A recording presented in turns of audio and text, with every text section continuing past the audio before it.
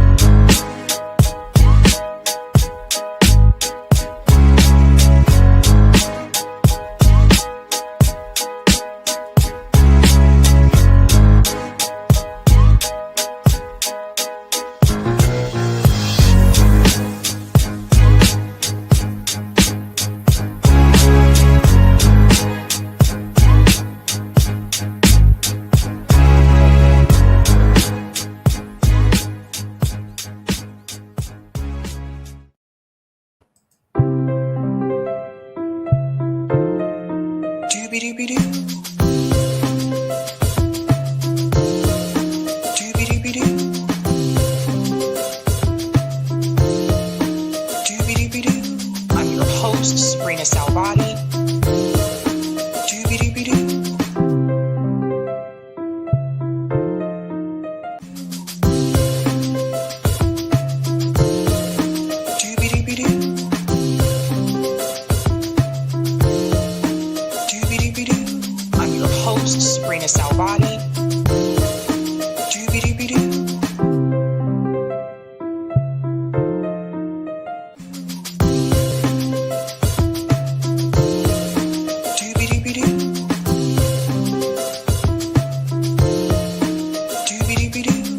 I'm your host, sabrinasalvati.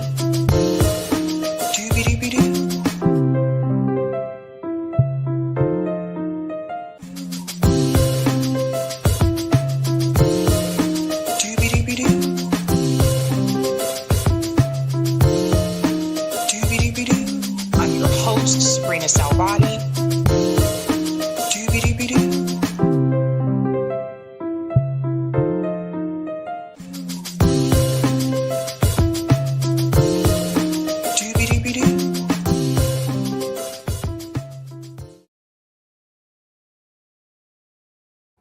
All right. Happy Tuesday, ladies and gentlemen. Welcome to Sab's podcast. I'm your host, Sabrina Salvati. If you're new, I do want to let you know that Sab's podcast is a part of Revolutionary Blackout Network. You can catch me there on Thursdays for the Sabby and JB show, and you can catch me here on Tuesday, Thursday, and Sunday. Shout out to everyone watching on YouTube, Rockfin, Twitter, and Rumble. And welcome back, guys. We have a big show tonight. We are also going to do call-in after the show. I know we've missed about a couple of weeks of that because I've been really busy. We're going to get back into it tonight, so stay tuned for that. Tonight's theme is spineless or corrupt. And that's the question I want you to ask yourself as we get into tonight's stories. Are they spineless or are they just corrupt?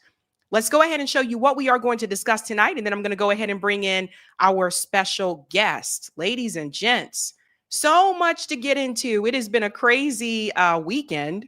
Crazy weekend. Tonight, ladies and gentlemen, we are discussing Max Blumenthal exposes Kash Patel. Cash money. Cash money. He exposes him. Oh my God. So much, I would say corrupt. So much corruption to be had at the hands of Kash Patel. They are going after people. They may go after people that you know. We're going to get into that story. We're also going to discuss Donald Trump and Miriam Adelson are blocking Thomas Massie. This is a big one. I hope more people cover this story, ladies and gentlemen. They are working behind the scenes to get Thomas Massie out. And there's a lot of money that is involved. We'll get into that story. We're also going to discuss The View. The View is livid with Chuck Schumer. Now, all of a sudden, they got the PR call that it is okay. It is okay to criticize Chuck Schumer after he'd been on their show.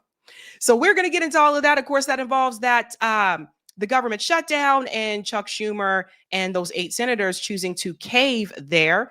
We're also going to discuss, if you didn't hear about this story, I've never seen wilder things than this.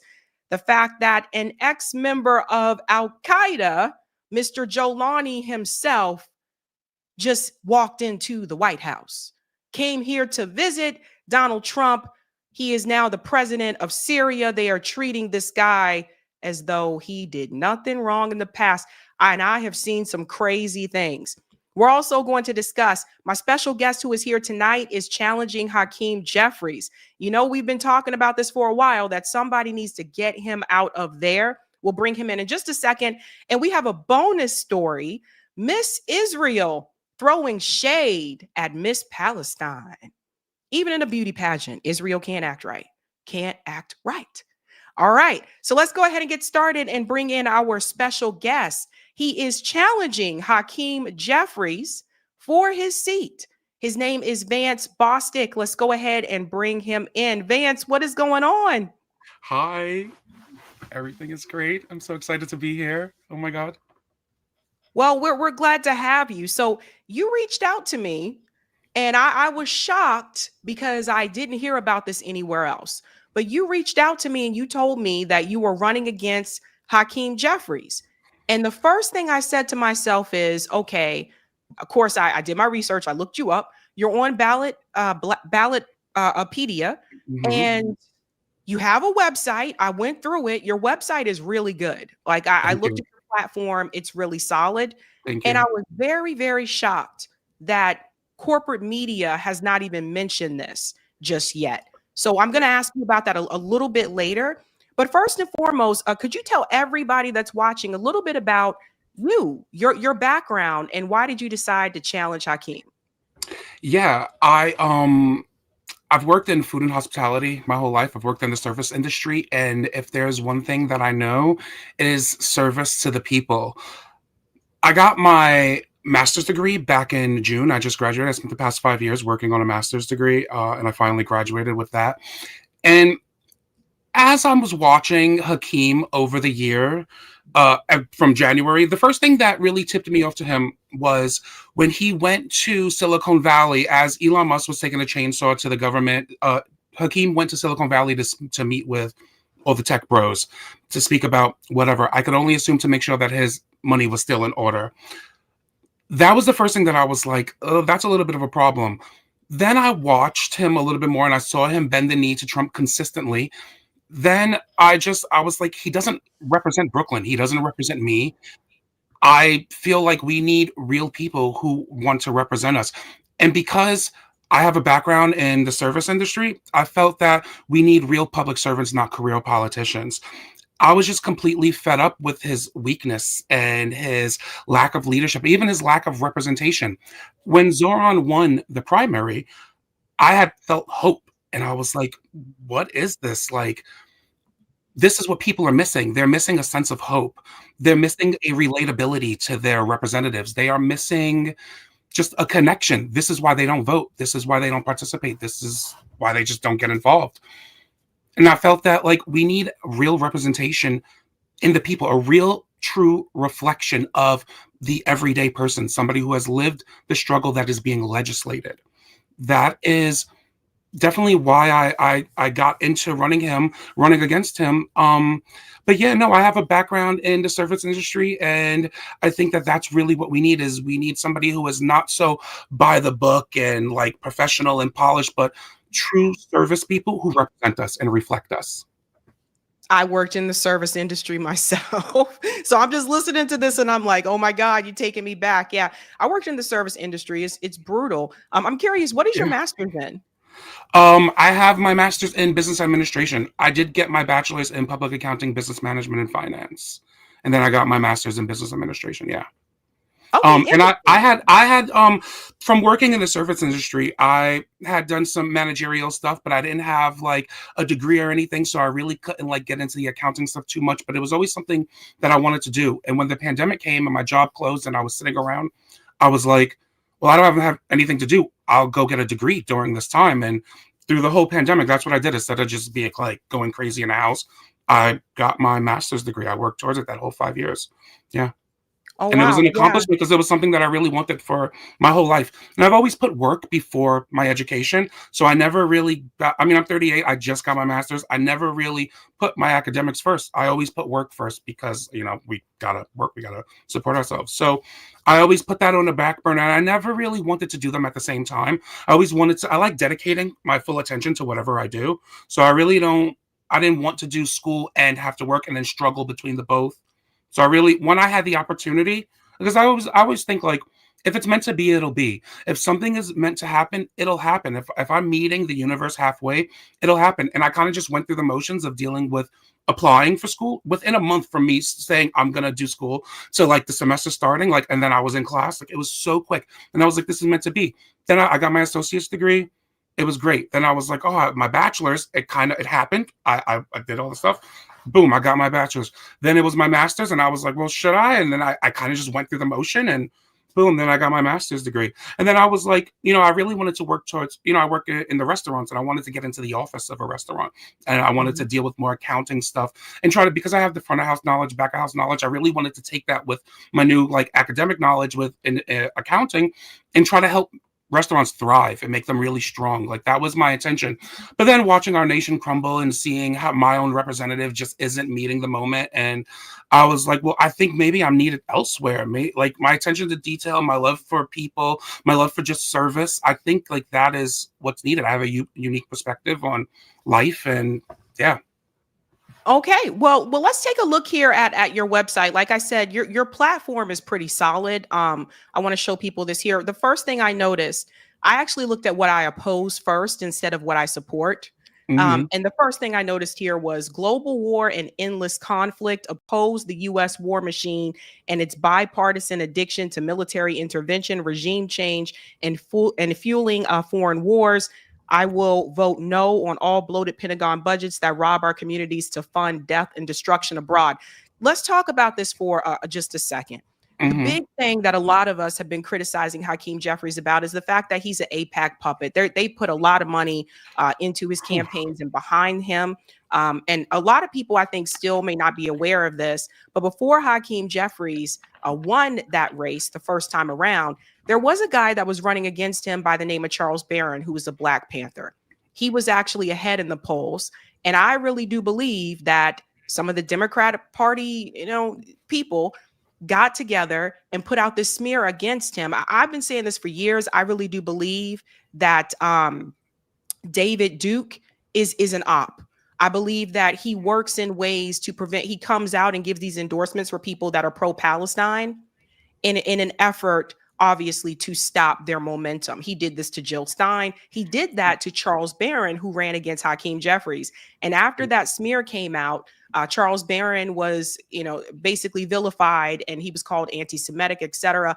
And a lot of the things that Charles Barron was saying at that time are things we're saying now, that we need a free Palestine. So people just have to just realize how far we have come. I think, just as a people, as a country. But after that smear, Hakeem Jeffries soared in the polls and ended up winning. And that's how he got that seat. And I always ask myself, was there some trickery afoot, and who was all involved in that? But the AIPAC situation, and it's not just AIPAC, it's Kufi, it's J Street, etc. Hakeem Jeffries, to me, it seems like most of his energy and attention is put to prioritize Israel. And I'm just curious to hear, has he been known for doing anything in the community? One of the things that I have noticed is that he has one of like the lowest constituency like services ratings that there is. It's at 10%, I believe, if I'm not mistaken.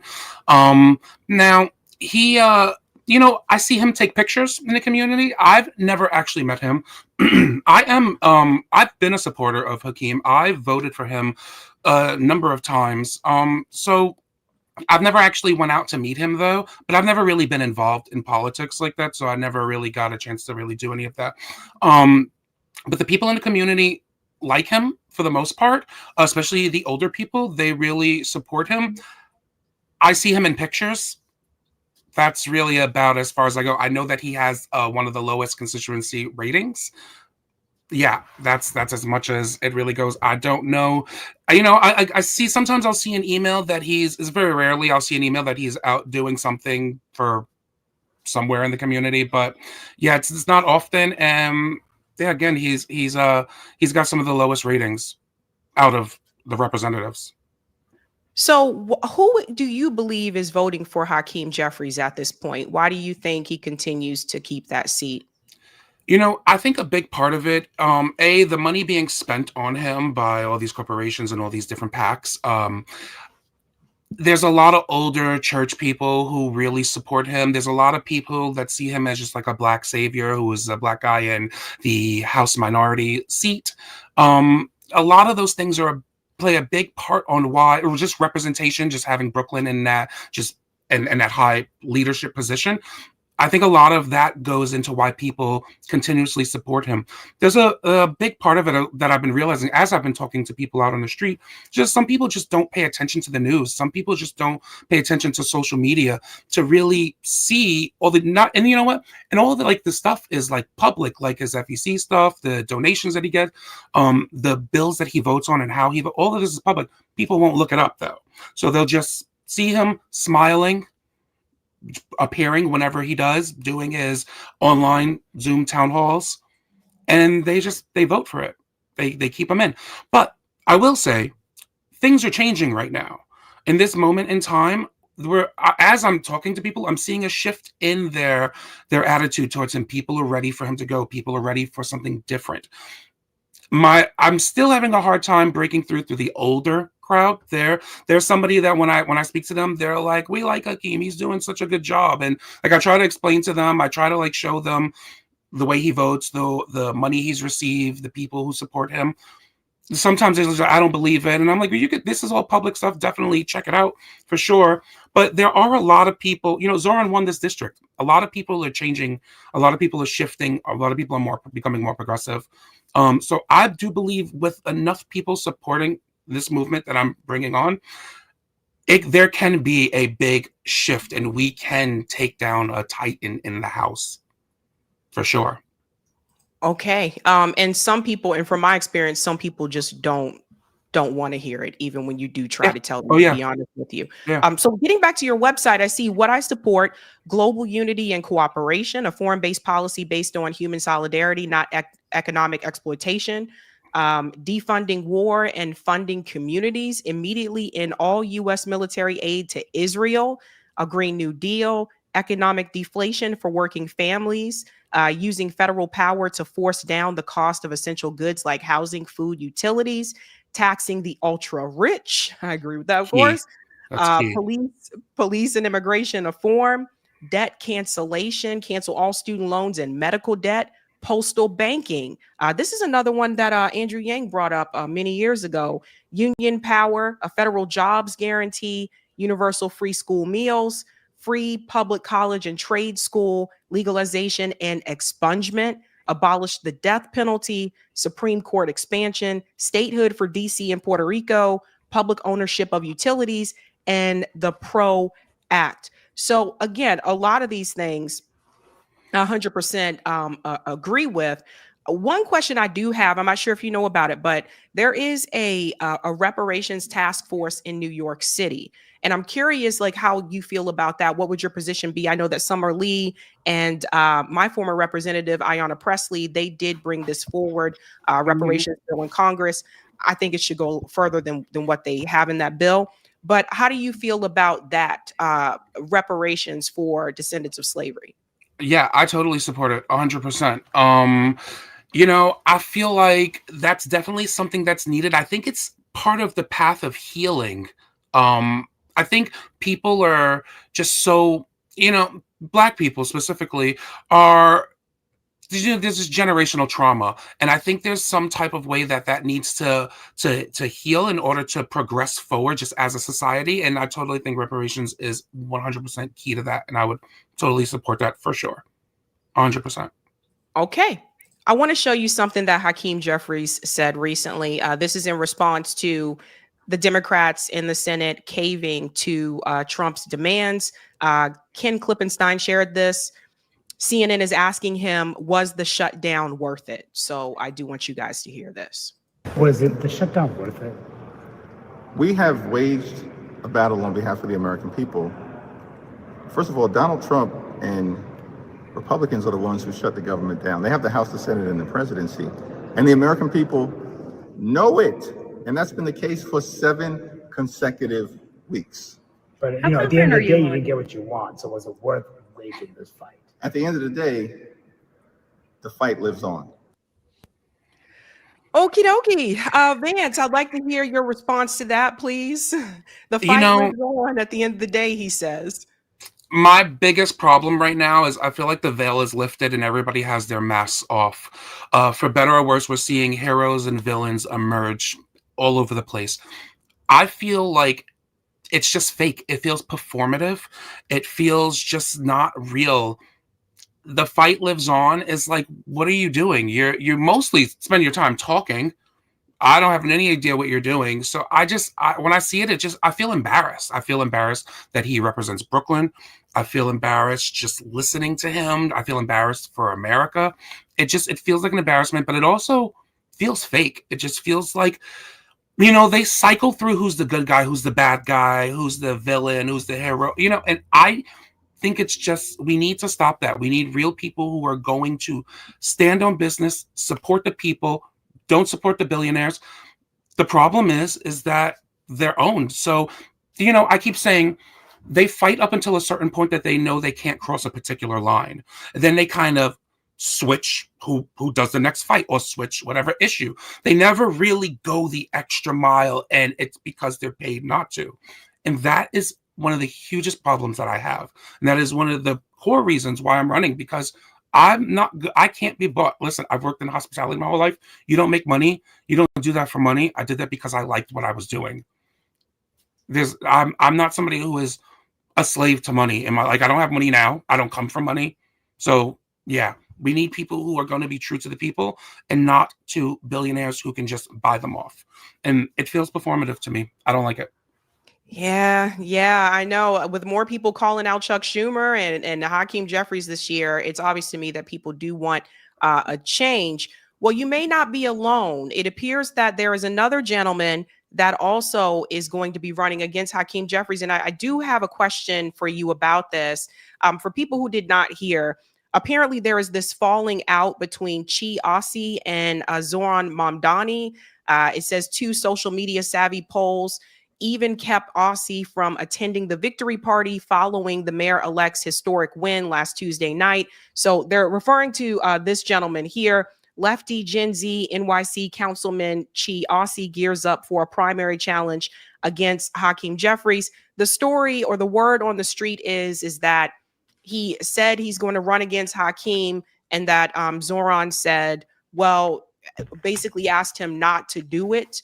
Because it might hurt him getting things accomplished that he has on that list for New Yorkers. And then there are people saying that, again, this is all alleged, I don't know, but that article says that Chi was disinvited from Zoran's celebration party because he decided to go in this direction to challenge Hakeem Jeffries. But what I really took away from this is I thought it was rather interesting that I am seeing, this was trending on Twitter. It was reported by the New York Post that he's going to challenge Hakeem Jeffries. And I noticed I didn't see any corporate media cover that there was already somebody running against Hakeem Jeffries, which is you. And so I found that very strange because, again, when I looked at Ballotpedia, you're already there, already listed. What do you think why is this happening? Why are they not writing articles about your challenge against Hakeem? I think partly it's because I am just a regular person and the system isn't designed for regular people to enter it. So when people do this, I think it's weird, but they should cover everybody that's running. But when people who don't have a following or they don't think is a valuable winner, a lot of it is focused on money too. I don't think that they think that I can raise money. And I think that they put too much pressure onto raising money. So I think that there's a part of that they just don't want to give it the time of day. But I mean, I have been running since July. I got filed back in August. So it's been some time now that I've been making it happen, and I've just been trying to build a following, and I've been trying to do the best. But when I see the stuff with Chi, now I respect Chi totally. I mean, we have a very similar platform. We have a very similar values. We're both Democrats. So, but I do believe that where he's at in his council seat, he's of value, right? And when I think about me running for office, one of my plans has always been to work closely with local leadership and elected officials and even organizers, and just really just have this big coalition for New York and to really try to make change, with Zoran included in that, and Chi also included in that. So I really think that he would be of more value to both Zoran and myself in Congress in that council position, 100%. So I don't know if any of that is true with what was going on with him and Zoran and whatnot. I don't know for a fact if he's running or not yet. Nothing has been announced. I mean, he just got elected to his council seat again, which starts in January. So I don't know if he's gonna just run right away for. I don't know. Yeah, I don't know what's gonna happen. But I do know that I respect him. I do like him more in his current position. I think he would be more of a help for everything going on there. And I don't really know the reason why I'm not getting the coverage that I think that I should be getting, especially my campaign, and maybe even just too aggressive. You know, I'm very much about, like, I say straight up, we're coming for the establishment. That's like the key plan is about removing the establishment puppet straight away. It's about removing the people who are not true and beholden to the actual population. So, you know, I very like it's us against the machine itself. We're going to go up against the system. So I don't know, maybe they don't want to platform that. I'm not sure what it is, but I do know that we need a major change in the system. And I do believe that we need a real, regular, everyday person in this position. I even get people telling me like, oh, start local, like start like at something smaller. And I'm like, well, I see a problem in Congress. I see a problem with my representative. I think that we need someone real in that position who has vision, who is progressive, who wants to make a change, who won't be beholden to the billionaires, who also will include the people. This is about giving the people back the power of the seat. That is the primary focus of this whole entire movement. So maybe the media is afraid of that. Maybe it's because I don't have a big enough following. I don't know, whatever it is, but it is what it is. And I mean, nothing's going to deter me. I am on a mission. I understand what needs to be done. When I decided to do this, I was fully committed. I thought about it for a while to make sure that it was something that I wanted to commit to. And when I was like, yeah, this is what I think is the right path for me to do, I am fully committed 100%. This is what I want to do. Even if it's not this time, this is what I want to do for my life, because we have to do something different. I constantly say we're going to either be forced further into a dystopian future, or we're going to fight like hell together to build a utopian future with each other. Meaning things can get worse or things can get better by our hands. So I don't know. I don't know what's going to happen. I don't know. Hopefully I get some attention at some point in time. Yeah. Have you considered running as an independent? You know, I am a lifelong Democrat. I am very progressive. I have not considered running as an independent. I don't necessarily, I mean, yeah, I've never really thought about it. I'm always just part of the Democratic Party since forever, since I can vote. So Because I've the never question, really, I think the question a lot of people are going to have is, how are you going to challenge that Democrat machine? How are you going to challenge the Democrat leadership? And if, for example, if you were an independent, you could kind of have some leverage there, right? Like if you were in Congress and you're an independent, then there would be times when they may come to you and say, well, we need your vote to do this, or you could use that leverage to hold up legislation. So the thing that I think a lot of us are noticing is that people that go in through the Democratic Party, even the ones that are, you know, real fighters, once they get there in Congress, it seems like they go along with Democratic leadership. So how would you fight back against that machine? yeah. And I think, you know, I think the whole purpose of this is directly fighting back against that machine straight away. It's about including the people. So I think as long as I stay true to my core values, I think that we can change the party from within the party. I think that we can do better, but we need the right people in these positions to actually make these changes. People who won't be swayed into falling in line and following the path. A big part of why I'm choosing to run and why I feel so adamant about it being a regular person and not a career politician is I don't want somebody coming in being like, this is how government works. This is the way it's done.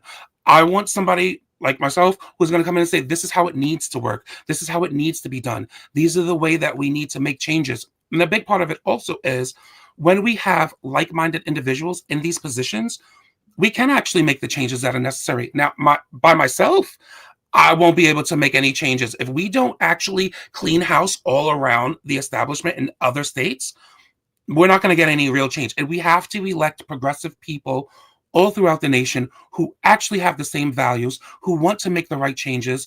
That's how it's going to happen from both, not just the Democratic Party, but from both parties. We just need people who have like-minded goals, like-minded priorities for the people and not corporate interests. So yeah, I never thought about running as an independent. I never thought about what it would mean running as an independent. I've kind of always just been committed to, just not even committed, but just like I'm a progressive Democrat. I've always said that I've been a liberal, or I guess now a leftist. I'm just learning that term this year also. But I've always considered myself just really highly progressive. Yeah, but running as an independent doesn't mean that you're not progressive, No, right? I Like, I get mean, that. Yeah.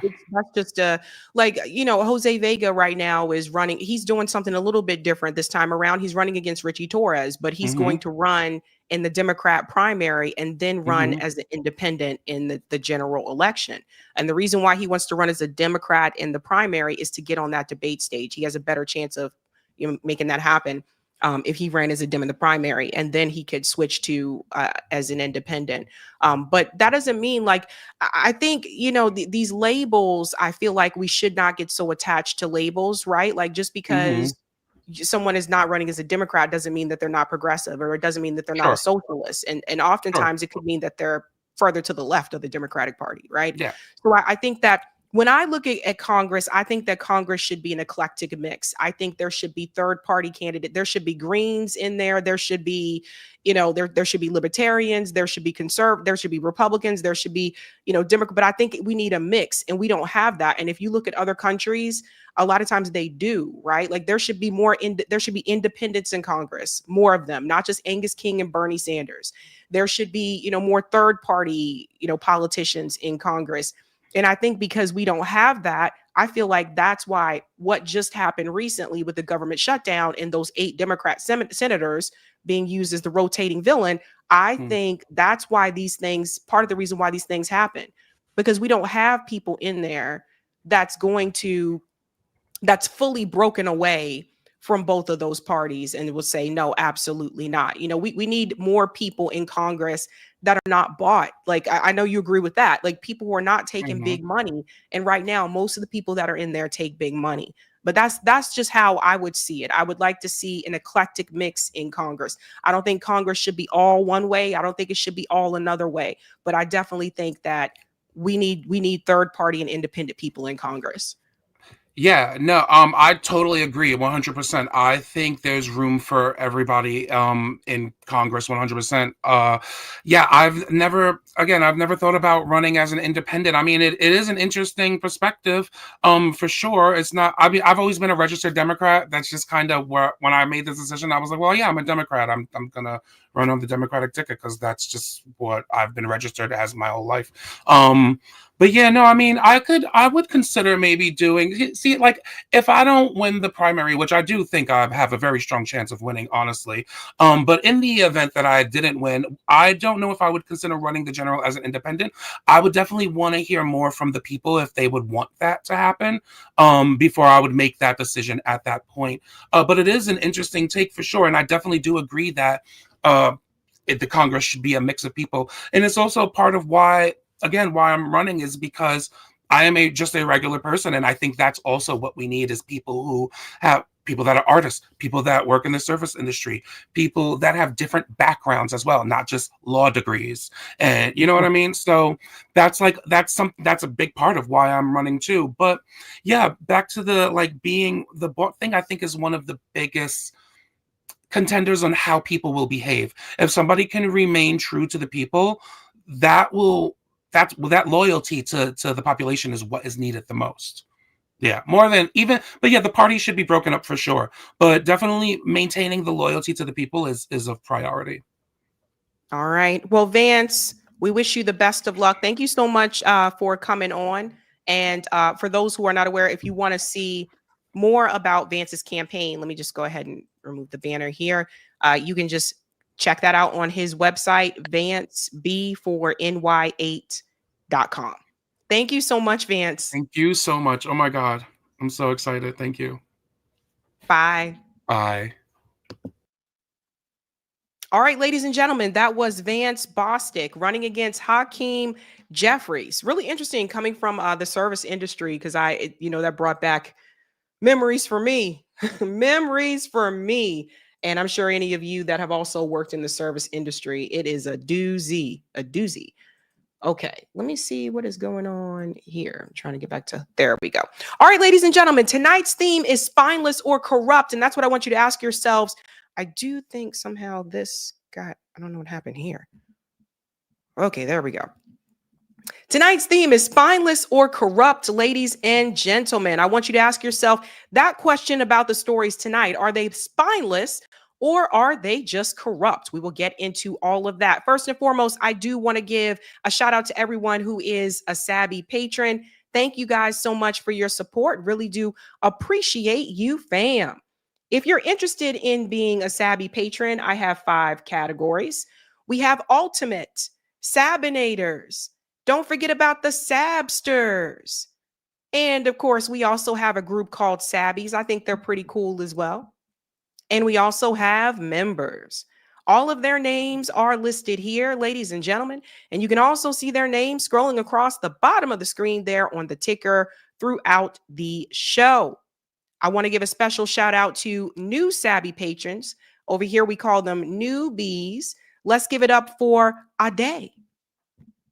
Similar to Sade. Thank you. Thank you so much. Based. All right, ladies and gents. We have quite a bit to get into tonight, ladies and gentlemen. Like I said, the weekend was freaking crazy. Yesterday was crazy as well. Spineless or corrupt? That's the question tonight. And yeah, my flower died.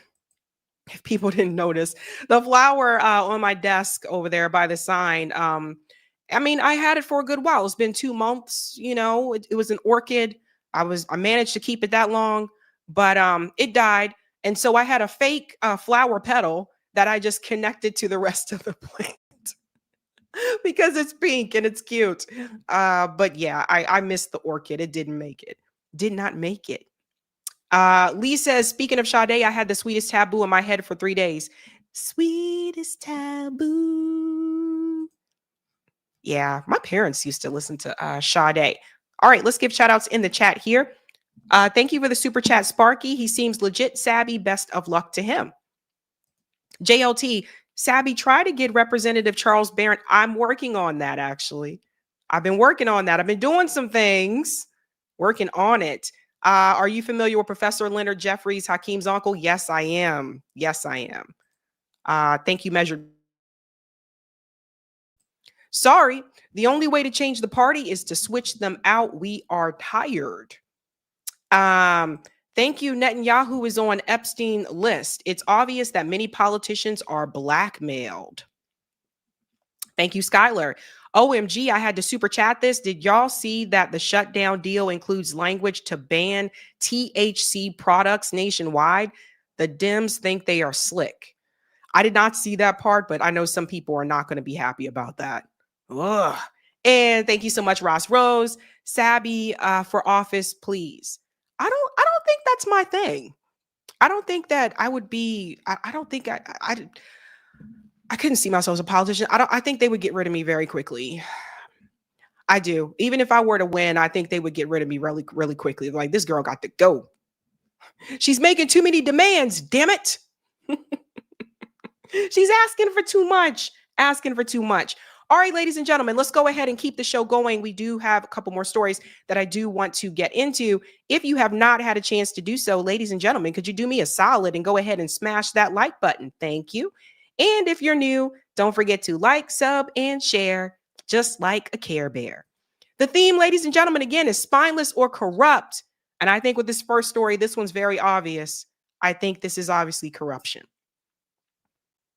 Let's get into it. Remember this guy? Remember this? Remember Mohammed al-Jolani. This is the guy who had a bounty on his head, a bounty for $10 million, just like over a year ago. Rewards for justice. Washington, D.C., they were calling for his, capture. Remember that guy? Okay. Well, that guy eventually was given a suit, a haircut. They gave him a real job. He is now president of Syria. And that guy just came to the White House to meet with Donald Trump. You can see in a video here of his arrival. Check this out.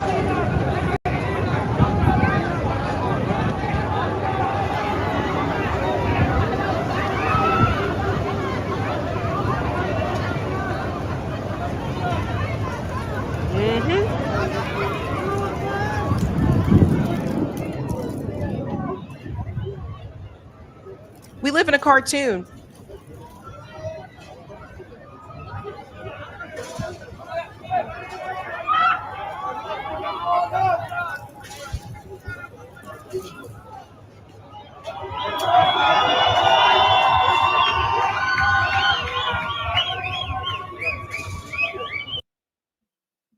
Yeah, we really do live in a cartoon. So a former Al-Qaeda member just came to the United States, waltzed into the White House to meet with the president of the United States. The US government can shape whoever they want, especially when it comes to global politics. You can see him here with Donald Trump, Dave DeCamp. I think how many? 9,000 likes. Dave DeCamp sent this around on X the other day. Al-Qaeda comes to the White House. And that's exactly what this is. And I guess they just think that people are stupid or Americans are just not paying attention. I don't know. But this guy, and I got to point something out. Donald Trump just released the sanctions on Syria. And now here comes in Jolani with a visit to the White House. This is the same guy that they told you years ago was chopping off heads. And now they don't deem him a terrorist anymore because they gave him a suit and gave him a desk job. You are now president of Syria after they overthrew Assad. Israel has gone into Syria and they're already starting to take over. All part of the plan. This guy can walk into the White House. The guy that had a $10 million bounty on his head and was deemed a terrorist. But you got the government hunting down American citizens, arresting people. When I get to the Kash Patel story, you'll see what I'm talking about. Suing people, censoring people right here in the United States. Calling people Hamas sympathizers. And they said it's Hamas that you really need to be afraid of. But this guy can walk right into the White House. I tell myself we live in a cartoon because of stupid things that happen like this. Here it is again. Shout out to Combat. Make Al-Qaeda great again, he says. Like, this is absolutely insane. And when I saw this the other day on X, I said, this shit is wild.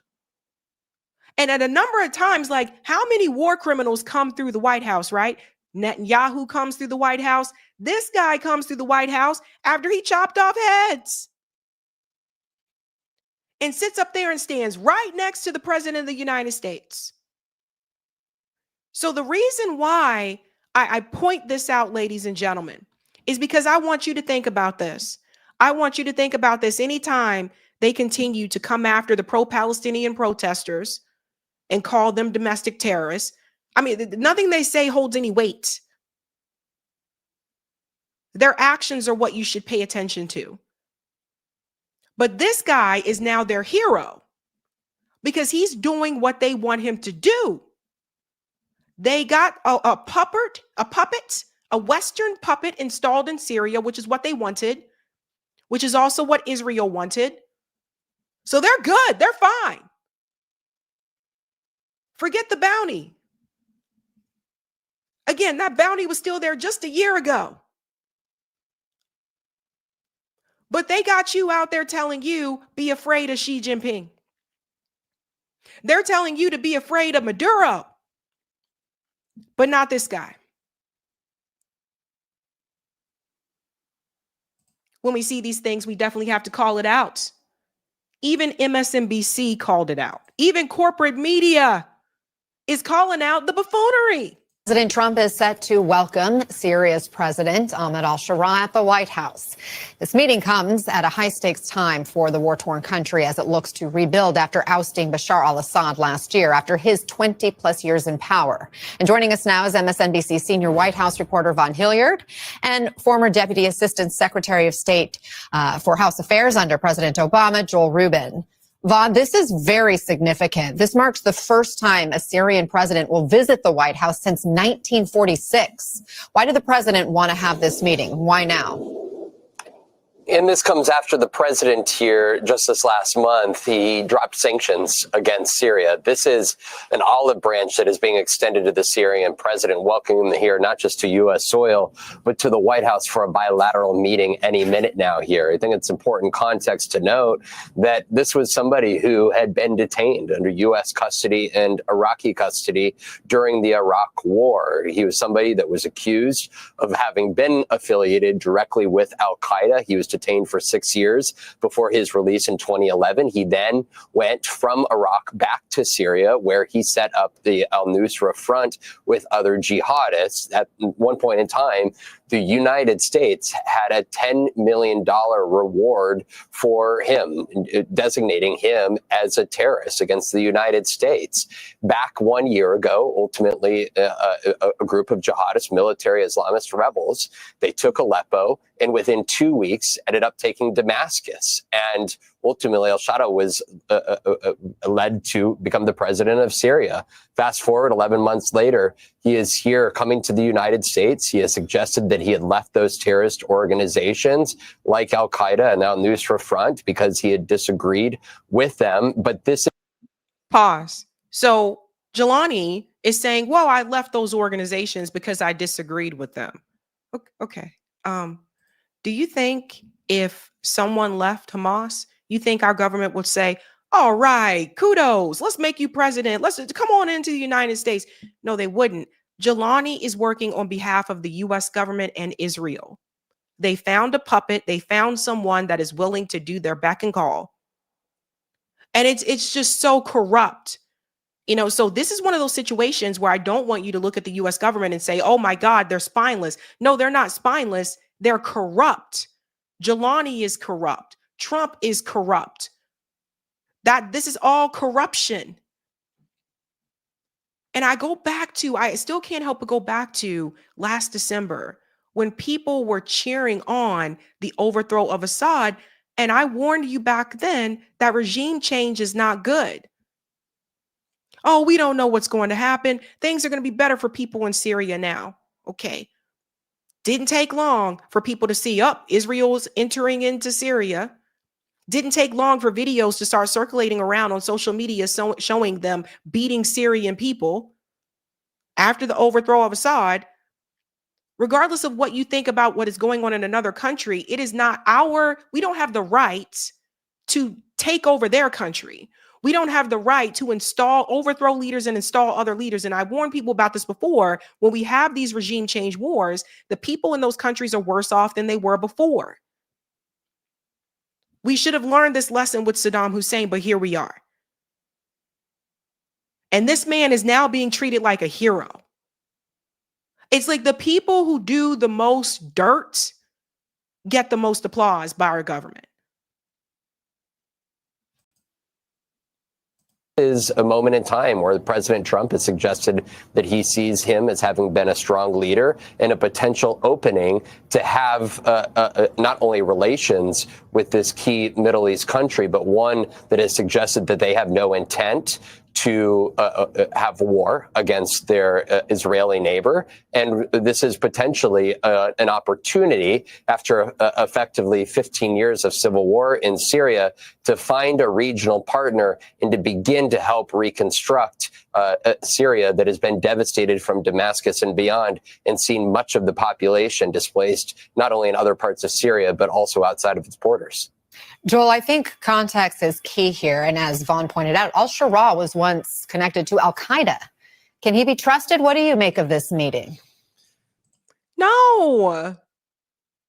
It just, I don't even, I don't even know how to say this.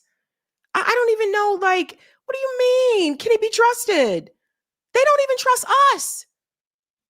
Ladies and gentlemen, let me make this very clear. They trust this guy who chopped off heads, but they don't even trust us. They surveil us. They censor us. They silence us. They deplatform us. They don't even trust us. But they want you to trust this guy.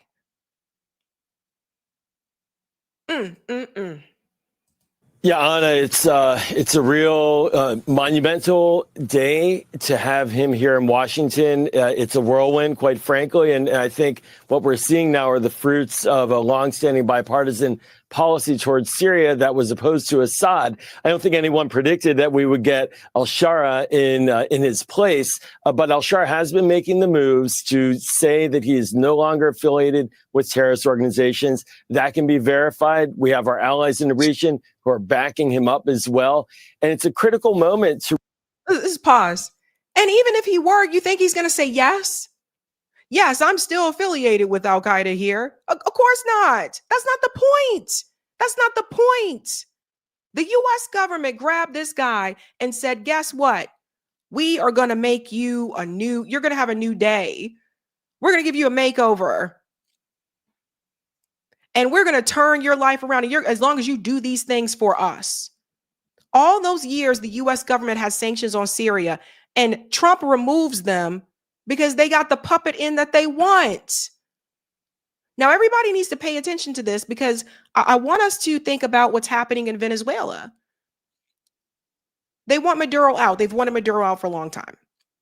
They want to install their own Western puppet that is also going to go along with the Zionist agenda. Maria Corina was talking about this herself. The woman who just got the Nobel Peace Prize, she was talking about this. We have to go along and have this relationship with Israel. So don't be surprised. Just pay attention to what is happening in Venezuela. Because if they do overthrow Maduro, don't be surprised as to who they install there. It is absolutely just insane. More people should be outraged about this. Jesus Christ. Chosen as president in January for Syria's transitional government. In January, Assad was overthrown in December. It was right before Donald Trump came into office. But this is something Biden and Trump agreed on. Goes on to say here, formerly wanted as a terrorist, jailed by the U.S. Army after he pledged allegiance to Al-Qaeda and was part of the Iraqi insurgency against U.S. forces. How is this not treason? Really peel Syria away as a keystone state in the Middle East, peel them away from Iran and from Russia and into the American column. We need stability in Syria. We haven't had it for about 15 years. It's destabilized Europe through refugee flows in addition to the Middle East. So this is what we got. And hopefully he'll continue to say what he's been saying and demonstrate that he means it, that he's off of terrorism.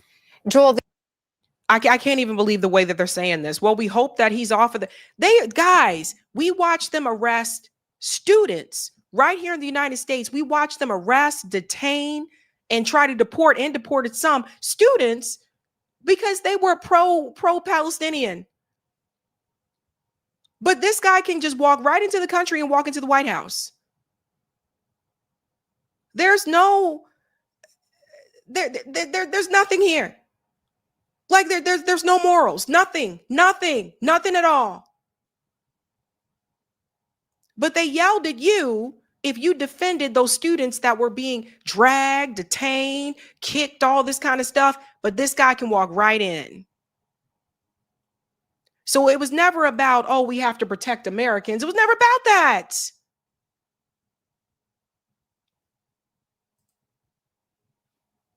Listen to him here on Fox News. Do you, Mr. President, have regrets that al-Qaeda carried out those attacks that killed 3,000 Americans? I was only 19 years old, so I was a very young person, and it didn't have any decision-making power at that time. And I don't have anything to do with it. And Al-Qaeda was not present right then in my area. So you're speaking to the wrong person about this subject. We mourn for every civilian that got killed, and we know that people suffer from the war, especially civilians who pay the price, a hefty price for the war. Right on Fox News. Even Fox News, they're all in on it. Even Fox News. Mr. President, they said, you've got to be kidding me. So it just, like, you can't make this up. You can't make this up. If you didn't think they lost all credibility before, I sincerely hope that you think that they lost it now. Now watch this connection. Check this out. It was a privilege to welcome President al-Shara to the IMF. Ding, ding, ding, ding. We discussed the economic transformation Syrians need and deserve, which his government is making possible. Here we go. This is what it's all about. The IMF. I reiterated the IMF readiness is to help, including through our existing technical support for key institutions. So here he is meeting with the IMF. Mr. President. Like this is wild. Mr. President, welcome to the IMF. He went from chopping heads to the IMF. And this is what it's all about, folks. I'm going to show you something here about the IMF as well, right? Because they want the money, like they want to control the currency. So he's just sitting there at the table with all these leaders. Like, I can't believe more people aren't upset about this. What does the International Monetary Fund actually do, the IMF? Watch this. The IMF works to achieve sustainable growth and prosperity for all its 191 member countries. It does so by supporting economic policies that promote financial stability and monetary cooperation. Highlight cooperation. That's key. Which are essential to increase productivity, job creation, and economic well-being. The IMF is governed by and accountable to its member countries. Let's get to the mission. The IMF has three critical missions: furthering international monetary cooperation, encouraging the expansion of trade and economic growth, and discouraging policies that would harm prosperity. Let me revise this. Three critical missions: furthering international monetary cooperation, trade, right? So they're not going to be fond of something like BRICS wanting to move away from the dollar. Going on here, encouraging the expansion of trade and economic growth. And look at the words they use: encouraging trade. What that also really means is you do what the hell we tell you to. And if you don't, we'll make sure that we work along with the United States and Israel and whoever else to get your leader out and to put in the leader that we want, that is going to go along with the trade policies that we have in place. This is important. And discouraging policies that would harm prosperity. How do they go about discouraging it? Overthrowing leaders, starting wars. A lot of this at the end of the day all comes down to money. So of course he's at the IMF. Everyone connect the dots. They just removed the sanctions. He visits the White House. He's at the IMF. These countries, and I wonder, what's coming for the BRICS countries, but a lot of these countries that do want to move away from the dollar, BRICS has brought this up multiple times. China has brought this up as well. The IMF, Israel, the United States government see them as a problem, as a threat, because that does impact trade, whether they're trading with them or not. It also can start something else. Other countries may start to look back and say, you know what, I don't think maybe we want to move differently too. It's just, it's wild. It's absolutely wild. All about the IMF. We went from this 2016 to 2025. So, but they're hunting Americans down. They're hunting you down. Jason said it here. He's the same ISIS killer who orchestrated the suicide bombings, mass casualty attacks, and killed U.S. troops, but put him in a suit, call him interim president. Suddenly, he's magically absolved of all of it.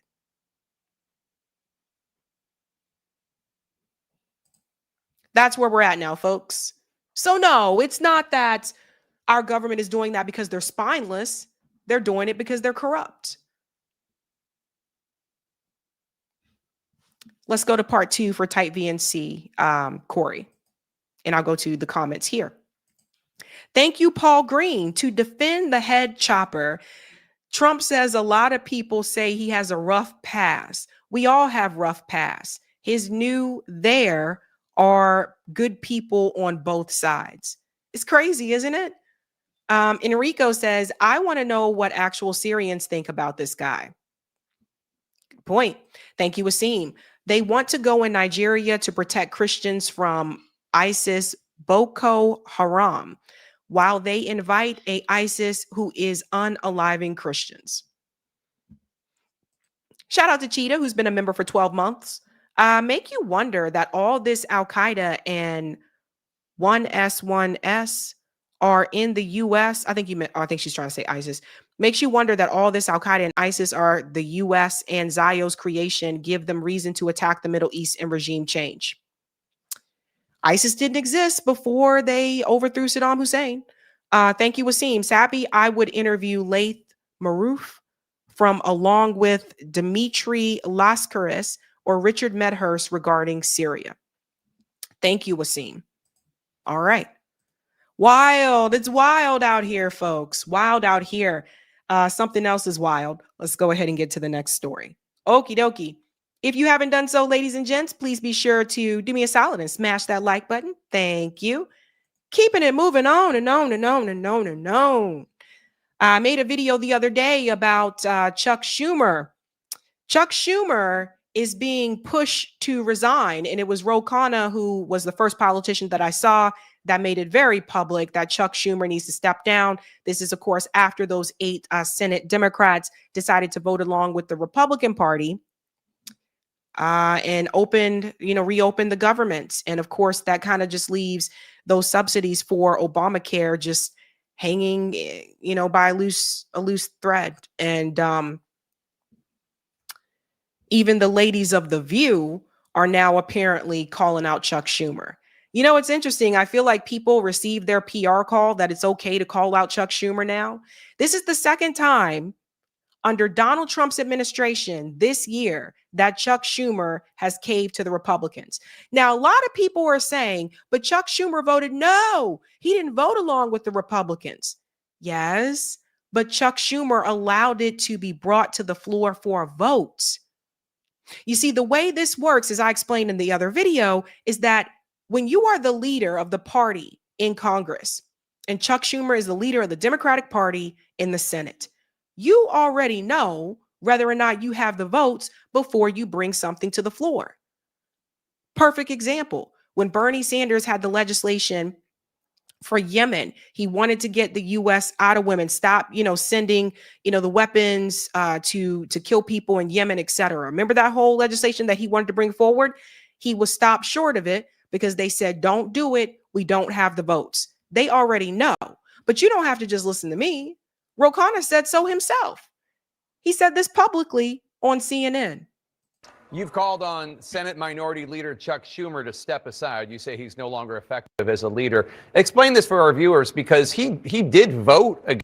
You've called on Senate Minority Leader Chuck Schumer to step aside. You say he's no longer effective as a leader. Explain this for our viewers, because he did vote against this compromise that you oppose. Why are you mad at him? Jake, you've covered politics a long time. Yes, he voted no, but 8 senators who said they consulted him daily go and vote yes.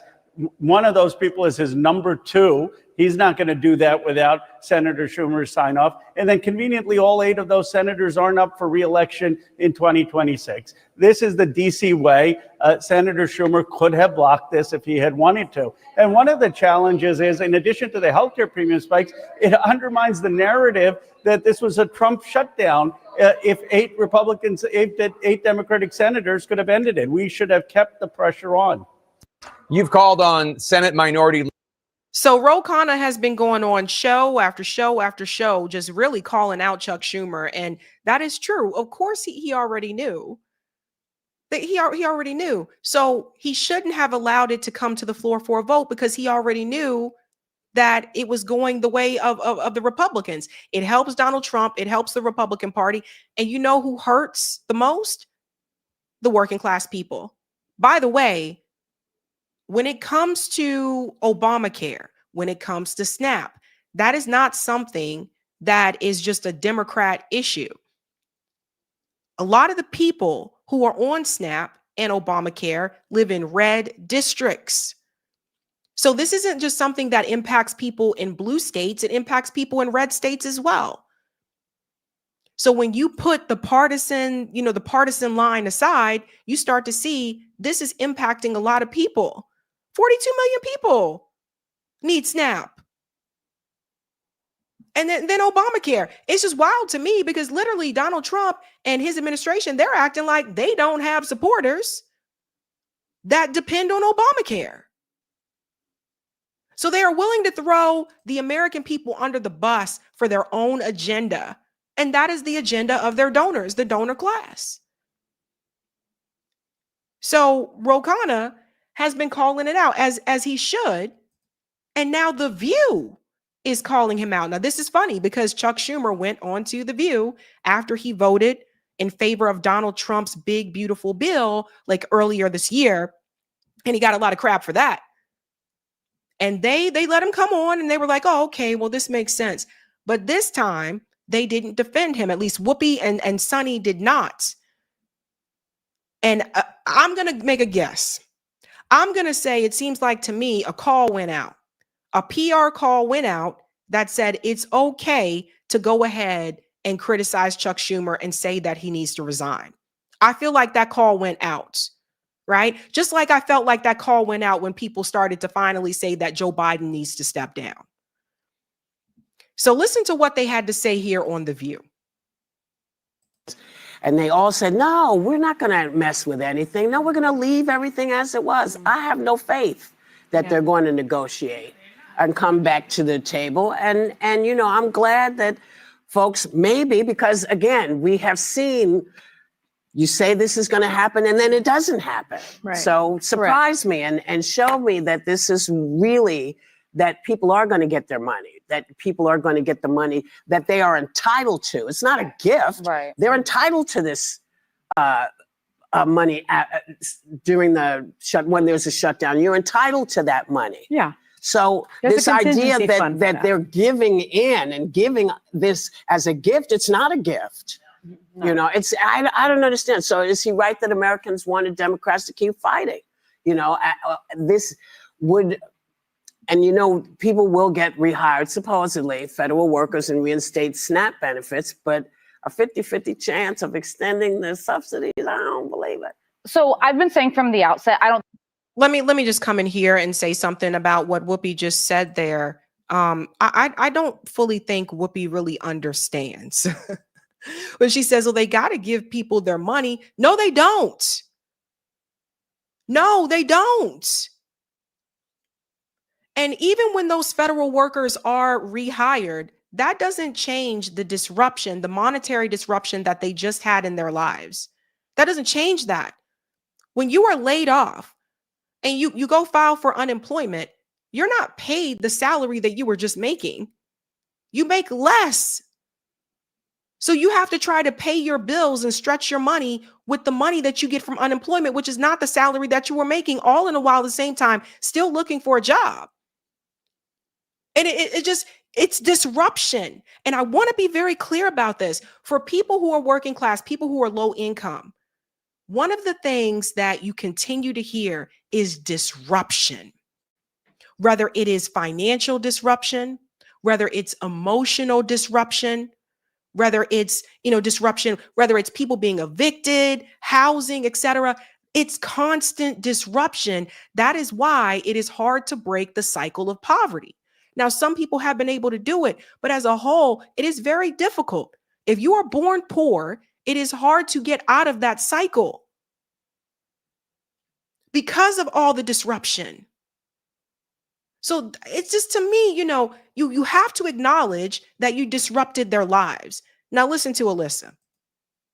Listen to this. I think anyone wins in a government shutdown, and I welcome this deal. And let me tell you why. So the fight over extending the Obamacare subsidies is about addressing 22 million Americans who are going to see their healthcare premiums skyrocket.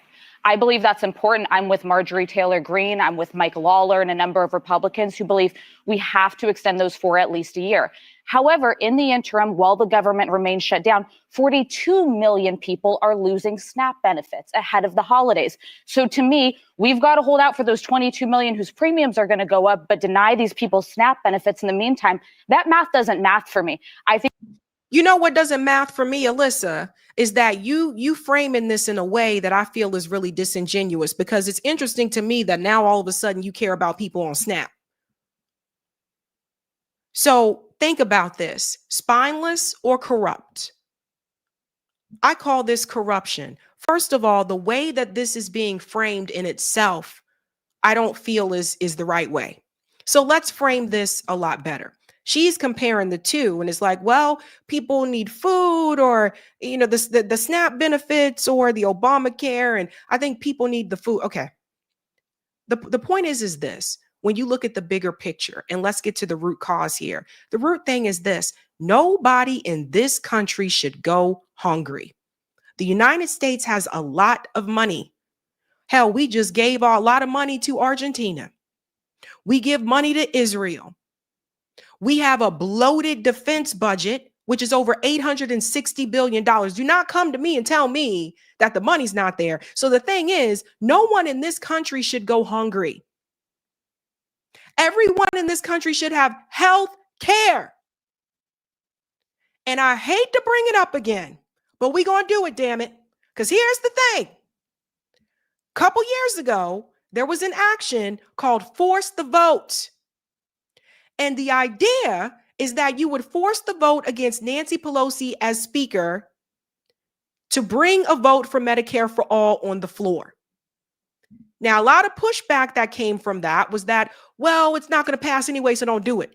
But the strategy of Force the Vote was to get the politicians on record. So the politicians that voted against giving people health care during a pandemic, they would go on record, and those Democrats would face a primary challenge.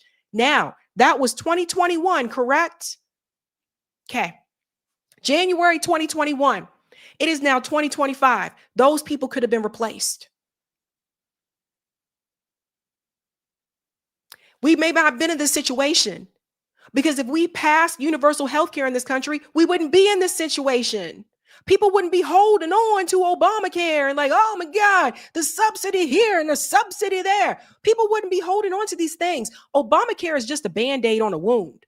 Obamacare is not healing the wound. And the sooner people start to understand that we are making things worse, the better off things will be. Do not come to me and ask me how we're going to pay for it when they sending all this money to Argentina and money to Israel. Stop sending money over there. That's how you pay for it, God damn it. And it's actually cheaper than what you're paying now. Health insurance premiums go up every year. Every year. During the pandemic, I sat there and I watched some of the health insurance companies say, you know what, we're not charging for these visits because Massachusetts is under lockdown. Oh, okay. You could have did that all along. They've already shown you what could have been done. You have other countries in the world who have universal health care. Our neighbor Canada has universal health care. Our European allies have universal health care. And the country we continue to give money to, Israel, has universal health care. But Alyssa, the way that she is framing this is, well, if I decide between the two, you shouldn't have to decide at all. We shouldn't have to have people on SNAP. We shouldn't have to have people fighting to hold on to Obamacare, goddammit. You shouldn't have to fight at all. And that's the way it needs to be framed. Let's go back in. People, adults, need to get to the table and need to be willing to negotiate. And here's the other factor that wasn't mentioned here.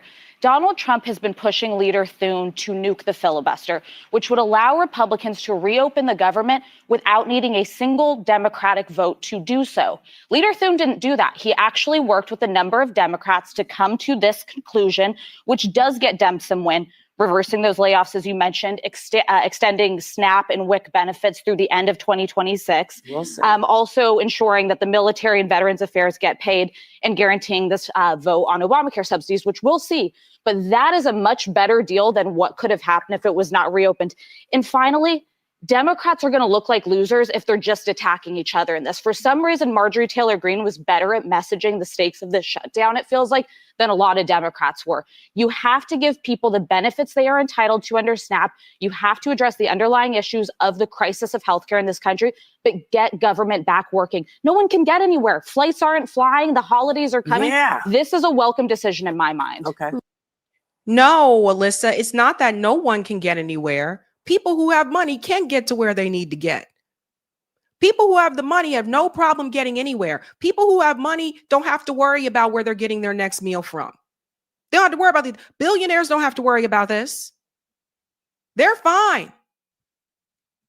Let's go on here. Look, let's be clear. The Republicans run the House. The Republicans run the Senate. The Republicans run the White House. The Republicans run the Supreme Court, as far as I'm concerned. This was a choice by Republicans to cut SNAP benefits. This was a choice by Republicans to cut ACA subsidies. This was a choice by the Republicans to gut the federal government and federal employment. Democrats had nothing to do with it. I want an opposition party. I think the Democrats caved. I think the Democrats let down the American people. And like you, Whoopi, I have absolutely no faith that the Republican Party will come to the negotiating table in good faith. You know, you do something like this, shame on you the first time. You do it twice, 3 times, 4 times, shame on me. Shame on the Democrats for even believing that the Republicans will, even vote on it. There's no guarantee in this New Deal that there's going to be a vote. There's no even commitment to have a vote. So the bottom line is the Democrats went into this after a blue wave out of the American people saying, we do want the opposition. We the working people want the Democratic Party to fight. After the blue wave. And that's the key point. Anybody find it interesting that they decided to bring this to the floor for a vote after they had already won those races and not before? Sounds strategic, don't it? Think about that for a second. For them. And now they just caved and surrendered. I think Chuck Schumer, his days are over. If he cannot keep his caucus together, he needs to go. He needs to be replaced. Pause here. So they got the memo that now it's okay to call out Chuck Schumer and say you need to go. They got the memo. They don't get to just say whatever they want on The View either, guys. Like they have, little earbuds. The producers tell them, don't talk about this, don't talk about that. So they got the memo. It's okay. Like I said, the call went out that you can go after Chuck Schumer now. Now, listen to Sarah here. I agree with you, Sonny, for this reason, what you rattled off. The Republicans run the executive branch, the legislative, the judicial, according to you. They have all the power right now. The problem here is it's a privilege to say our food's not affected, our health insured, there are people in my family that receive SNAP benefits. I'm not just saying, I'm not meaning family. We're all affected by, as we go out. But I'm saying right here to say it's a privilege that they don't have health care and now they don't have food. The people are struggling so much. Our food banks all week in our towns, we're at the food banks. We were delivering nonstop and we kept getting notifications. They're empty again. They're empty again.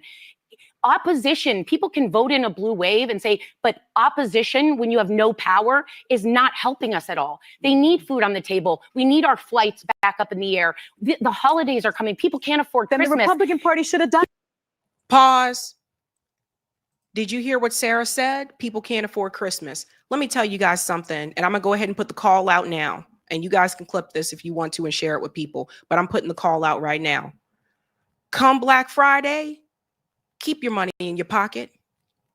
Come Black Friday, do not go out here shopping to these stores. Don't shop on don't do online either. Don't buy on Amazon. None of them. Come Black Friday, keep your money in your pocket. You're not saving as much as you think you are any damn way. They've convinced Americans for years that it's cheaper for you to buy a big flat screen TV at Walmart on Black Friday when it's actually a little bit cheaper for you to get it in February. You know what I'm saying? These businesses do this so that they can get out of the red before the end of the year. That's why it's called Black Friday. Keep your damn money in your pocket. Come Black Friday. Don't buy nothing. Don't buy nothing on Black Friday. I don't care what party you're a part of. I don't care what race you are. I don't care what your economic status is. Come Black Friday, keep your money in your pocket. I have no problem doing this. I hate Black Friday. I think it is a capitalist disaster. That's what Black Friday is. And it's absolute damn shame that these stores have people working the day after Thanksgiving now. And some of them even on Thanksgiving.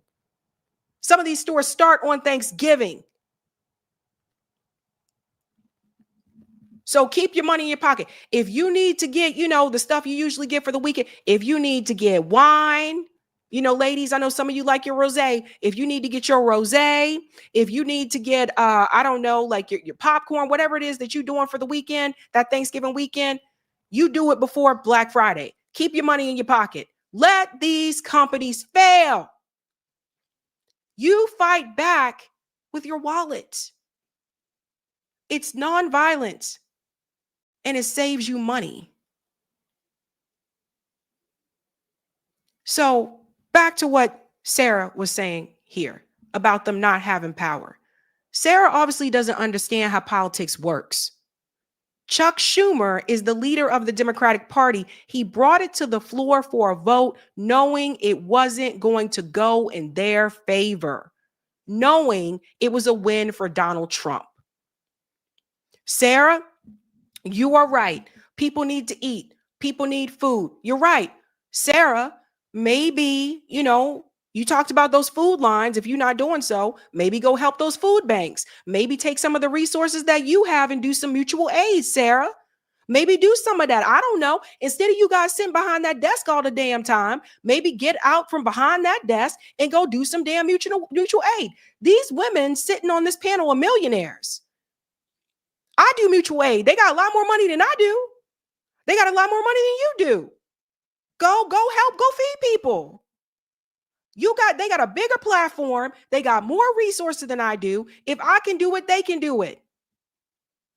That's what you can do. Community building. Yeah, but guess what? By doing this now, you open the government, we get our Arizona special elect. Yeah. Thank you.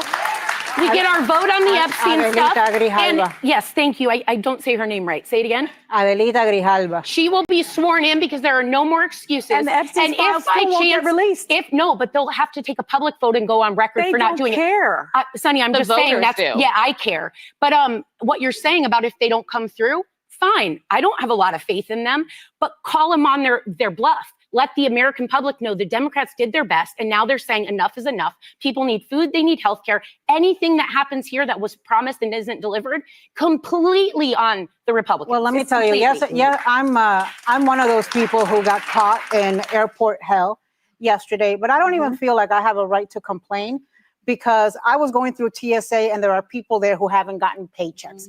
And I could hear them say, because I was going through Miami International the afternoon, and they were talking about, oh my God, they're voting again. Our TSA workers, at the same time that they have the stress and responsibility of keeping us safe in the skies, are also having to be pending to CNN and whatever, vote results there are in Congress. That is ridiculous, and it is shameful. And I'll tell you what else is shameful.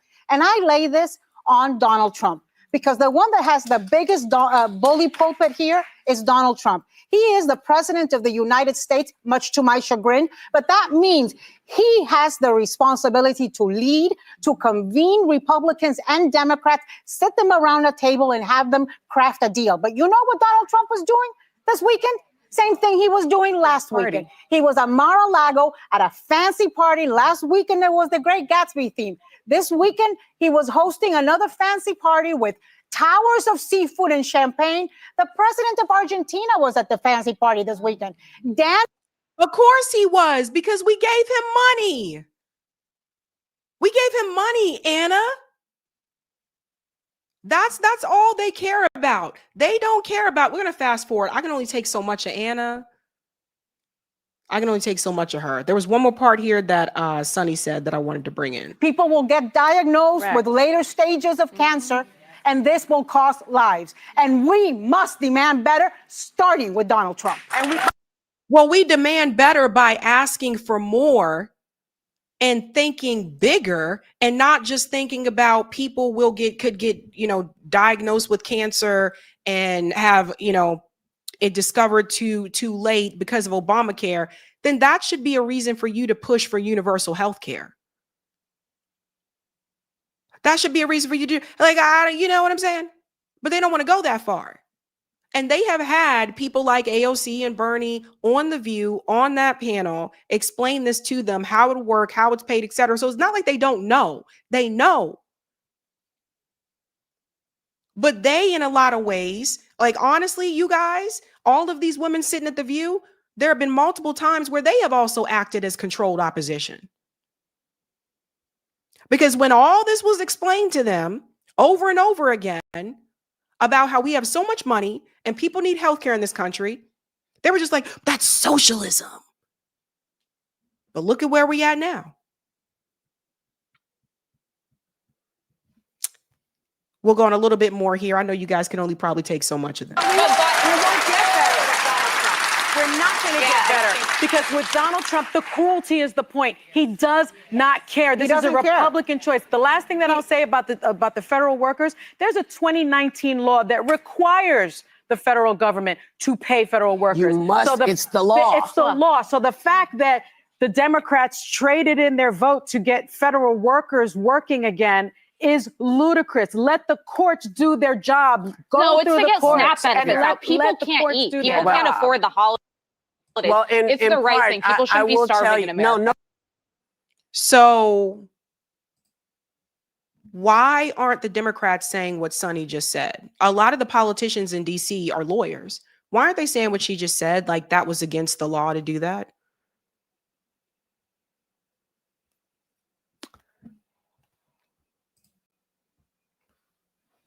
Is it spineless or corrupt? I have been seeing a narrative float around that what just happened over the weekend with the vote. A lot of people are saying that the Democratic Party is spineless. I disagree. I don't think the Democratic Party is spineless. I think these politicians are corrupt. Chuck Schumer has been a politician for a long time. They know how this works. He knows what he's doing. He knows exactly how this game is played. And this points back to the ratchet effect. I know it's last minute, Eric, but can we find that? Can we pull up the ratchet effect real quick? I want to show you guys something, because, it's kind of interesting to me that almost kind of seems like Chuck Schumer was fighting harder against Zoran Mandami than he was against Donald Trump. You know, it almost kind of seems like to me that some of these Democrat politicians, they were fighting harder against someone who's a member of their own party named Zoran Mandani than they are against Donald Trump. And there's a reason for that. It's called the ratchet effect. See, this goes back to something I said before. I said, guys, they would rather have Donald Trump win than Bernie Sanders win. I said this back in 2020 because Donald Trump protects the status quo. He keeps that machine still going. The ratchet effect.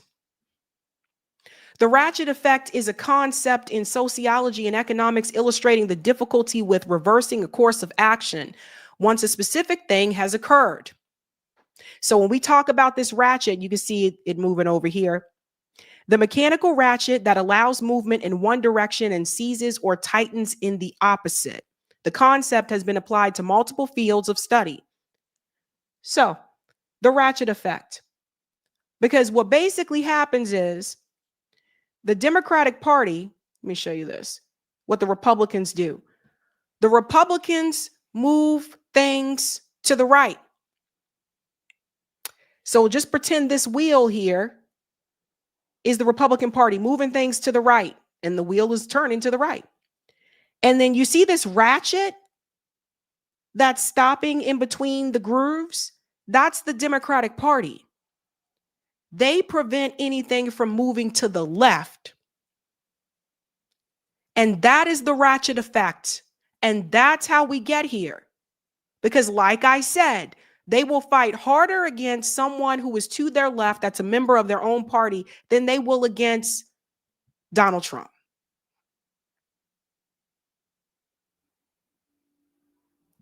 And what that does is that it prevents these populist economic policies from actually coming to be. Because both of those parties serve corporate interests. So they're not spineless, they're corrupt. I want you guys to see what this person said here, Jesse. I was so angry at the people who voted third party after 2024. I'm starting to get it now.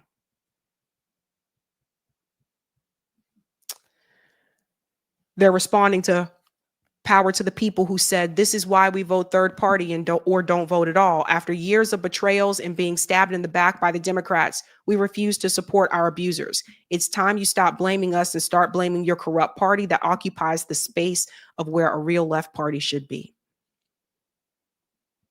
So first of all, kudos to Jesse, who says he gets it now. But it all just, it goes back to the ratchet effect. You know, a lot of people, like, it's funny too. I don't even live in a swing state. And a lot of people were mad at me for voting for Jill Stein. I'm like, okay, my state is blue. I'm just really confused. I don't even live in a swing state. Some people still don't understand how a presidential election works. It basically just comes down to those swing states. But I just couldn't do it. I just couldn't. I said, nah, bruh, with the genocide and all that mess, can't. Nope. But I think now people are starting to see. The Democratic Party right now is operating like controlled opposition. So no, I don't think they're spineless. They're corrupt. Let's go to some of the comments here, ladies and gents. Hey. Thank you, Justice for Karma, who's been a member for 2 months. Matt gave a nice shout out to you and RBN and a few affiliated others today on THL. He's a fan of your work. Matt, who? THL? I'm sorry, Justice. I'm terrible with abbreviations. You got to tell me, you know, I'm not a boomer, but I act like a boomer when it comes to abbreviations. Like people would text me like back in the day, ROFL. And I'm like, ROF? What does that mean? But thank you for that. Thank you, Wasim. Another good person to talk to is Kevork Almasian, who is Armenian Syrian and is an excellent source. Okay. Thank you. I will reach out. Thank you, The Traveler. Chuck Schumer back in 2018 fast-tracked 15 of Trump's for life anti-abortion judges just so the DNC could go home and campaign. Becca Pooh says, donate money or time this holiday season, boycott everything. I'm with you, Becca. I'm with you. Sylvie says Obama should have codified Roe v. Wade or abolished the filibuster, right? Could have done either one of those. Jason says, Sabby, you should reach out to Marjorie Taylor Greene and tell her to do a co-bill with Bernie Sanders with universal health care, put him on the hot seat and the Republicans. I don't think she agrees with universal health care, but it might be better for someone with a larger platform to do that, to be honest. Adrian says, I was born poor, and she's right. You need a period of stability. Yeah. Thank you, Kinman. Alyssa on The View is super attractive. Okay, Kinman. Vilma said, George Carlin, if honesty is injected into the U.S. right now, the entire system will collapse. Thank you, Roz Rose. Sabby for office. Roz is still trying, huh? Thank you, Sammy. Love you, Sabby. Greetings from Denmark. Hey, Denmark in the house. International players. And thank you, Wasim. My job is to keep the left pro-Israel. Chuck Schumer. Yeah. Oh, thank you, Matt Weinglass on the homeless left. Sorry. Thank you. Thank you so much. All right. Based. Let's get in the face. And now we're going to get on to this crazy story with Thomas Massie. Marjorie Taylor Greene comes up on this too, funnily enough, since you guys mentioned her. Are they spineless or are they corrupt? Well, it appears that Thomas Massie is in trouble. Donald Trump and Miriam Adelson are trying to remove Thomas Massie from his seat. Now I wonder, why? Why could it be that they want Thomas Massie gone? Here's probably why. This was Thomas Massie fairly recently on Theo Vaughn talking about AIPAC and Israel. Check this out. Like Israel is a fair ally? Are they a good ally for us? Well, or is that too general of a question? Well, I think it doesn't matter. Like, there's no big, giant, Great Britain lobby. There's no Australian lobby. There's no German lobby. Oh, the other countries don't have them. No, not like this. This is singular. This is unique. I mean, if you're an ally, why wouldn't we work with you? Why do you have to convince us that you're our ally? Why do you have to basically go into every congressional office and convince them? And it's because they want to keep the money flowing. And that they've got a good return on their investment. I mean, we send more foreign aid to Israel than to any other country. Yeah. I mean, if you guys think about it, it's like paying someone to be your friend. It's like if someone is already your friend, but they're like, in order for us to keep this relationship, you're going to have to give me some money. It sounds crazy when you think about it, right? That's us in Israel. They're, like 10 million people or something. Yeah, I think Tennessee, I don't know the population in Tennessee, but it's probably about, on that order. Yeah, I think this year they said we spent like $12 billion, but that's not actual dollars. It's in military aid, right? Yeah, it's it's dollars that comes out of the treasury. Yeah, but it's not like we give them. It's a gift certificate that's redeemable at Lockheed Martin and your local Raytheon. Okay, got it.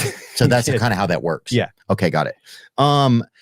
Why do they have this carve out that's just for them? Like what do we get from Israel, do you feel like? We got a lot of countries that hate us. It's one of the things we get. Well, especially right now with this stuff in Gaza, I think it's one of the worst PR campaigns I've ever seen in my life. If they're even, it doesn't make any sense to me. It's like, I just don't, it gives their government this extremely evil look to me, and I think to a lot of people, Well, rough numbers, there are 2 million people in Gaza and 50,000 have been killed. That's 2.5%. Like they've killed 1 in 40 people in Gaza. And that's the amount on record. But if we were to do the math with the number of bombs that have dropped, and of course, starvation that has happened in Gaza as well, if I had to estimate, I would estimate at least 400,000 people have been killed in Gaza. If you did that in the United States, if you did 2.5% of 350 million, it'd be almost 10 million people dead in the United States. Everybody in Gaza is at this point related to somebody who's been killed, like at least a first cousin you had killed. And then if you say how many have been maimed, it's probably 3 or 4 times that.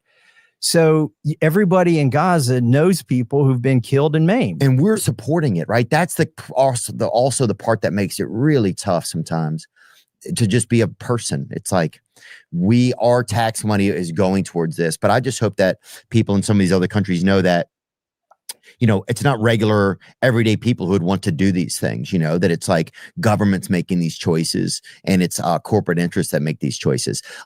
How would we stop it? Well, do we need this connection with Israel? What is it? No one ever explains what it's for, I feel like, right? That would help everybody have a much better understanding, you know, because it starts to feel like America is just a shell company, an LLC for Israel. That's what it starts to feel like a lot of times, you know? That's a good way of putting it. I refer to it as a military base. Do you feel like that's realistic, or do you feel like that's off base? I wouldn't send him a dime. Like, that's my position. I don't think whatever we're getting isn't worth it. And don't ask me to articulate the benefit, because I think the cost is greater than the benefit. Everybody in Gaza is at this point has to hate Israel, right? And by extension, those bombs, when they see American politicians go over there and like sign the freaking bombs that are going to kill women and children. What do we actually? There was just a clip with Ted Cruz that came up. Can you see if you can find that, Trevin? Where Tucker Carlson was interviewing Ted Cruz. Let me see. This is a scary interview. During the Tucker Carlson interview with Ted Cruz, it's confirmed Israel's version of the CIA called Mossad spies. Oh, it's about spying. It's like what we get. Let's just watch it for a second. Yeah. Does Mossad share all of its intelligence with us? Oh, probably not, but they share a lot. We don't share all of our intelligence with them, but we share a lot. It's a close alliance. Do they spy domestically in the United States? Oh, they probably do, and we do as well. And friends and allies spy on each other. And I assume all of our allies spy on us. That's okay with you? You know what? One of the things about being a conservative is that you're not naive and utopian. You don't think humans are all... Part of the reason socialism doesn't work is the mantra from each according to his abilities to each according to his needs doesn't work. As a conservative, I assume people act in their rational self-interest. So it's conservative to pay people to spy on you? It's conservative to recognize that human beings act to their own self-interest, and every one of our friends spies on us. And I'm not... Do you like it? That's my question. I'm not asking whether they have motive to do it. Of course they do.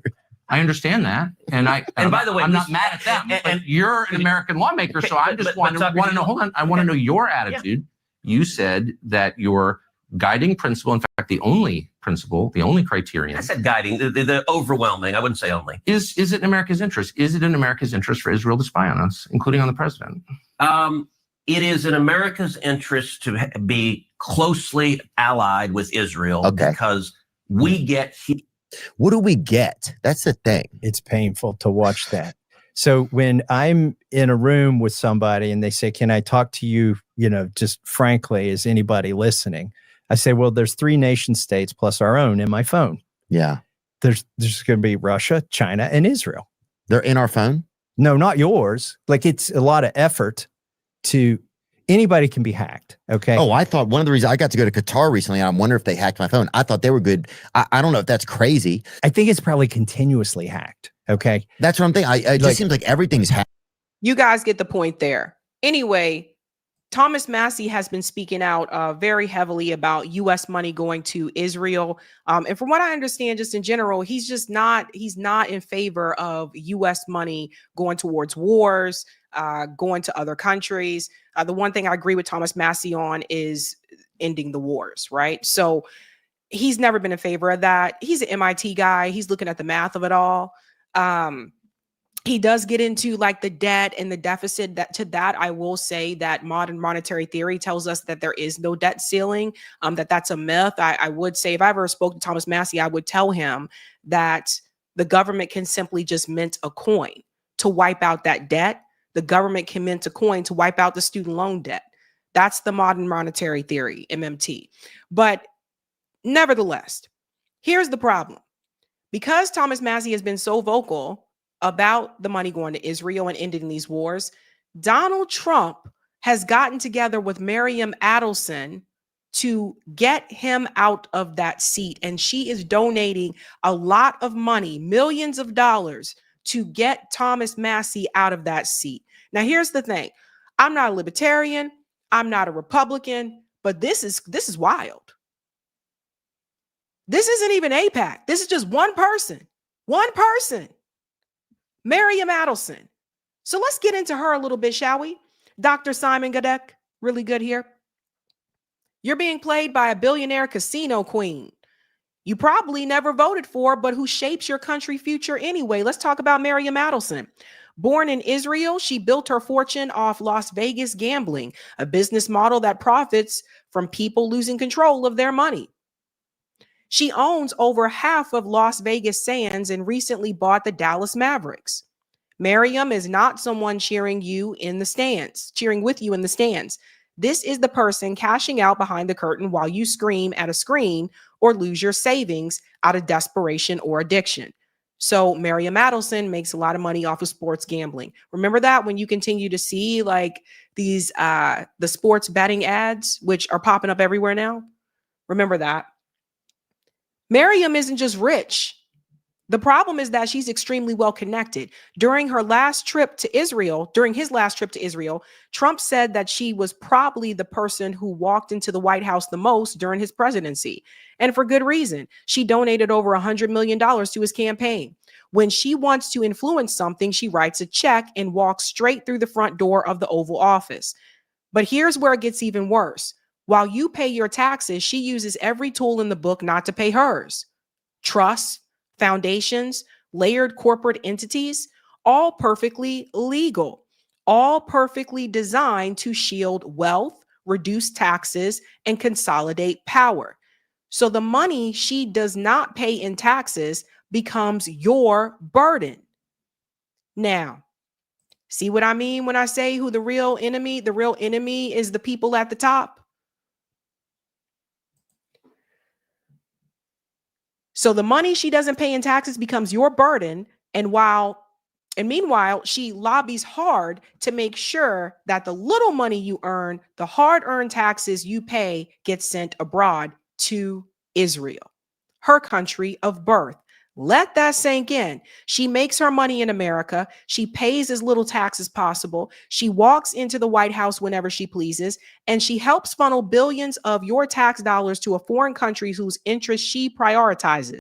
And it gets even worse. She's also a prominent supporter of AIPAC. She's involved in Zionist political organizations that shape U.S. foreign policy. She is a key donor behind efforts to primary Congressman Thomas Massie, one of the few voices in Congress who dared to question blind loyalty to Israel, and all of this while running casinos. Let's be brutally honest. Gambling is degeneracy. It feeds on addiction, drains the desperate, and robs the weak. It's legal parasitism. The house always wins, and Miriam Adelson is the house. Now she owns your basketball team. Now she's helping pick your politicians. Now she's shaping your foreign policy. And now she's doing all of that while carefully navigating a system designed to make sure people like her never really pay their share.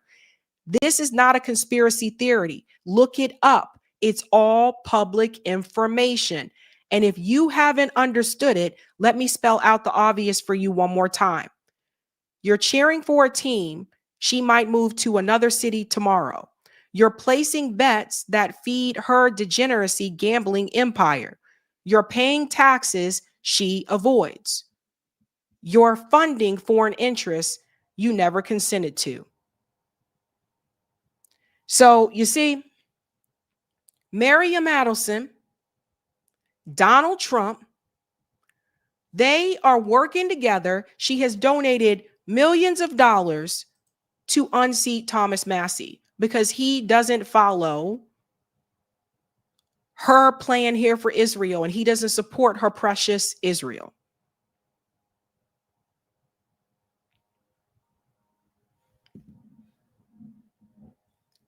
When I say they're bought, they're all bought. And because Thomas Massie is willing to speak out and up and against it, they're targeting him. And it's only a matter of time. And this is something I got to make very clear. The Republican Party seems like it's at a crossroad right now where there is a portion that is speaking out against this, like Thomas Massie, and are like, hell to the no. Why are we giving all this money to Israel? We need to take care of the problems that we have here at home. Then there is the other portion, which are like, well, no, we got to support Israel because that's what I was told to do. Or they're evangelical Christians and they're told we got to support Israel because of the Bible and the rapture, which I told you guys before. I'm going to do a part 2 about that. I told you guys before what they're saying about the Bible isn't true, but that's what they were told.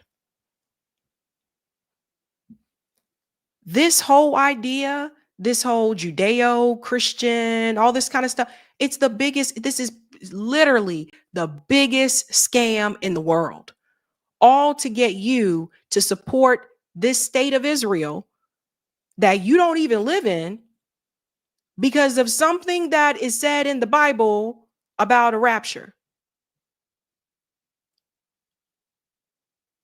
And we had a conversation before about who the real people are. And this woman sitting up there and she's padding her pockets. And she was born in Israel, but she got all this influence in American electoral politics. So this is a problem. And this is why, you really cannot be supporting these politicians who are taking money from the Israeli lobby, period. She's over here cashing checks and making demands. And if you don't, this is the real president of the United States. Does everybody understand? The president of the United States right now is not Donald Trump, it's Miriam Adelson. Maybe we could say Benjamin Netanyahu is her first man. But this is really who running shit. Her, the bankers, and all the other billionaires. And all of this is done under this disguise of religion. Even though Israel is a secular state. This same woman just recently gave an award to Elise Stefanik. Look at this. Let me show you what's going on. Elise Stefanik received the Zionist Org of America's award for selling out the First Amendment and America to Israel. And Elise Stefanik is running for governor against Kathy Hochul. I want you guys to hear what she said to Elise Stefanik. This is Miriam Adelson. This is the president of the United States. I want to wish you congratulations on receiving the ZOA's Mott Zuckerman's Maccabees Warrior Award for good leadership and for your fight against Israel and Jew hatred on colleges' campuses. I want to tell you that when I heard you talking to the head of the universities, I said to myself, she has the guts to say the truth.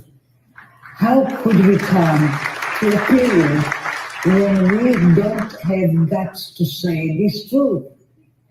She didn't have guts. That's what she was paid to say. Look how much money she takes from AIPAC. There she is with the ADL. So it's not about her having no guts. That's what she was paid to say. So now you see Elise Stefanik also. Why are you doing all this for another country? And I've said this before. If Israel is so great, why are you not living there, boo? Why are you living here? I think you would probably do Israel very proud. Why are you living here? If Israel is so great, a great place to be. Pulling the strings. They want Elise in.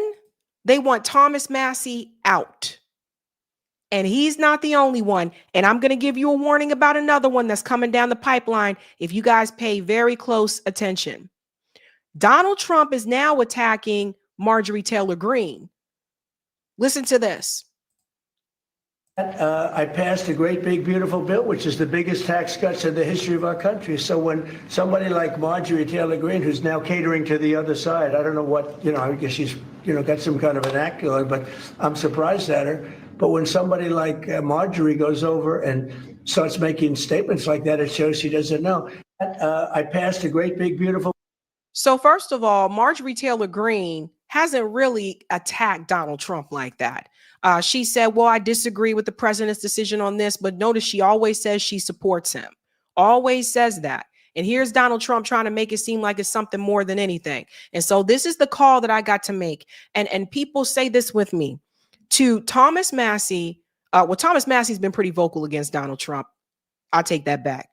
To Marjorie Taylor Greene. Marjorie Taylor Greene, you need to call out Donald Trump.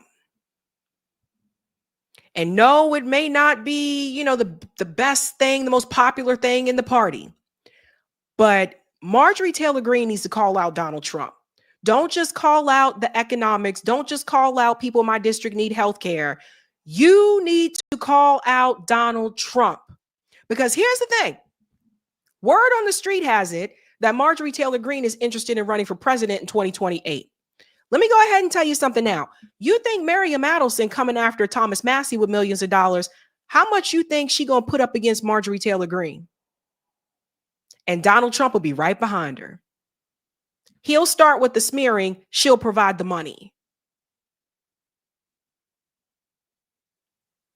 So MTG needs to call out Donald Trump. Thomas Massie, I don't know, man. I know he's been calling out Trump on Twitter and saying, why are you going after me like this? This is ridiculous. I've seen that over and over again. But I really do feel as though that segment of the Republican Party that does not want money going to Israel, wants to end the wars. I think all of those people need to get together and they really need to call out Donald Trump. There is strength in numbers. There is strength in numbers. I said this under the Biden administration. Under the Biden administration, I said all the progressives in Congress need to get together, form a coalition, and call Biden's ass out. And it didn't work the way that I wanted it to. Rashida Tlaib was pretty much the first one to call him out and be very vocal about the genocide. But the others kind of trickled in a little bit later on, but they didn't do it as a group, like a bam. You know what I mean? Because the reality, Trump is going to continue doing what he's doing because that's what he's paid to do. He got that money from Miriam Adelson as well. Miriam Adelson, Donald Trump, they're corrupt. They're not spineless. But I think one of the things that gives them power is if you're a part of their party and you know what they're doing is wrong and you don't call them corrupt. Don't say that Donald Trump is making mistakes. Don't say that Miriam Adelson is making mistakes. Call these people corrupt. And I think for whatever reason, people are afraid to use that C word. And I think about something else. Someone just said it in the chat. Where is it, Guru? Here's a way that they could get back on the swing of things. If Marjorie Taylor Greene and Thomas Massie, if they teamed up together, someone else had mentioned this as well, Marjorie Taylor Greene and Thomas Massie for 2028. Now, they wouldn't be my group to vote for. But the thing is this, they power in numbers. They already working together on the Epstein files. And they would be able, I think, to capture that group of, Trump supporters that don't want to support Israel, don't want the money going to Israel. That's just my take on it. Because here's the thing. That's millions of dollars going against Thomas Massie. We don't know if he's going to keep his seat or not. Maybe he might be able to withstand it. We don't know. But what's insane is that more people who are members of the Republican Party don't have his back, at least not publicly.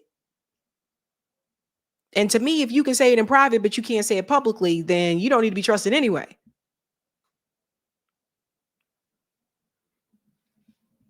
People have got to break the chain. Break the chain. There's a song about that. It's a song, I think it's a gospel song. Break every chain. That's what they got to do. Because this is crazy. Donald Trump has lost his fucking mind. Mary Adelson has her hand in so many different cookie jars, and nobody's standing up to her the way that they should. Let's go to some of the comments here, ladies and gents. Hey. We can go to part 3. Corey, thank you. Thank you, Alan. Thomas Massie runs for third party with Jill Stein on Green Party may win. Interesting.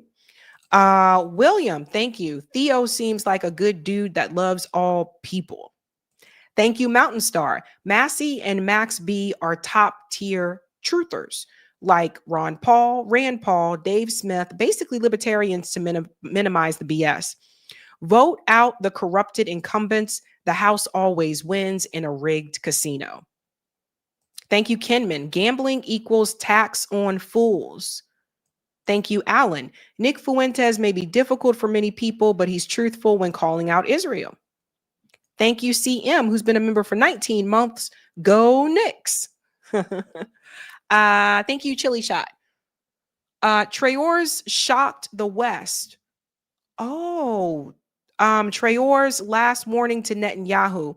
Sabby, look at that one phrase. I still can't believe what I heard. It's a shame on us. I'll have to check that out. And thank you, William. So much crime and tyranny effing us all in the face. And they are laughing while they are 100% taking every step for New World Order, Trump, NWO. Let's get that comment there on Rumble. And let's keep this show moving on. Thank you, Vito P. It's Vito P. Love you, Sabby. Love you too, and welcome. Shout out to Vito in the house. We're going to keep this moving on. I have a fun story for you guys. And we will do call in tonight after the show. All right. I don't usually get into beauty pageants. I just usually don't. I was in a beauty pageant once, and that was when I was in high school. But other than that, I don't really, get into that thing. But this is funny. Apparently, for the Miss Universe pageant, Miss Israel is throwing mad shade at Miss Palestine. You see, apparently, even in a beauty pageant, Israel can't seem to act right. See so for yourself. This is going around on social media, ladies and gentlemen. Rima says, free Miss Palestine from Israel's energy. Yeah. Here's Miss Palestine here on the left in the blue dress, and here's Miss Israel in the pink dress.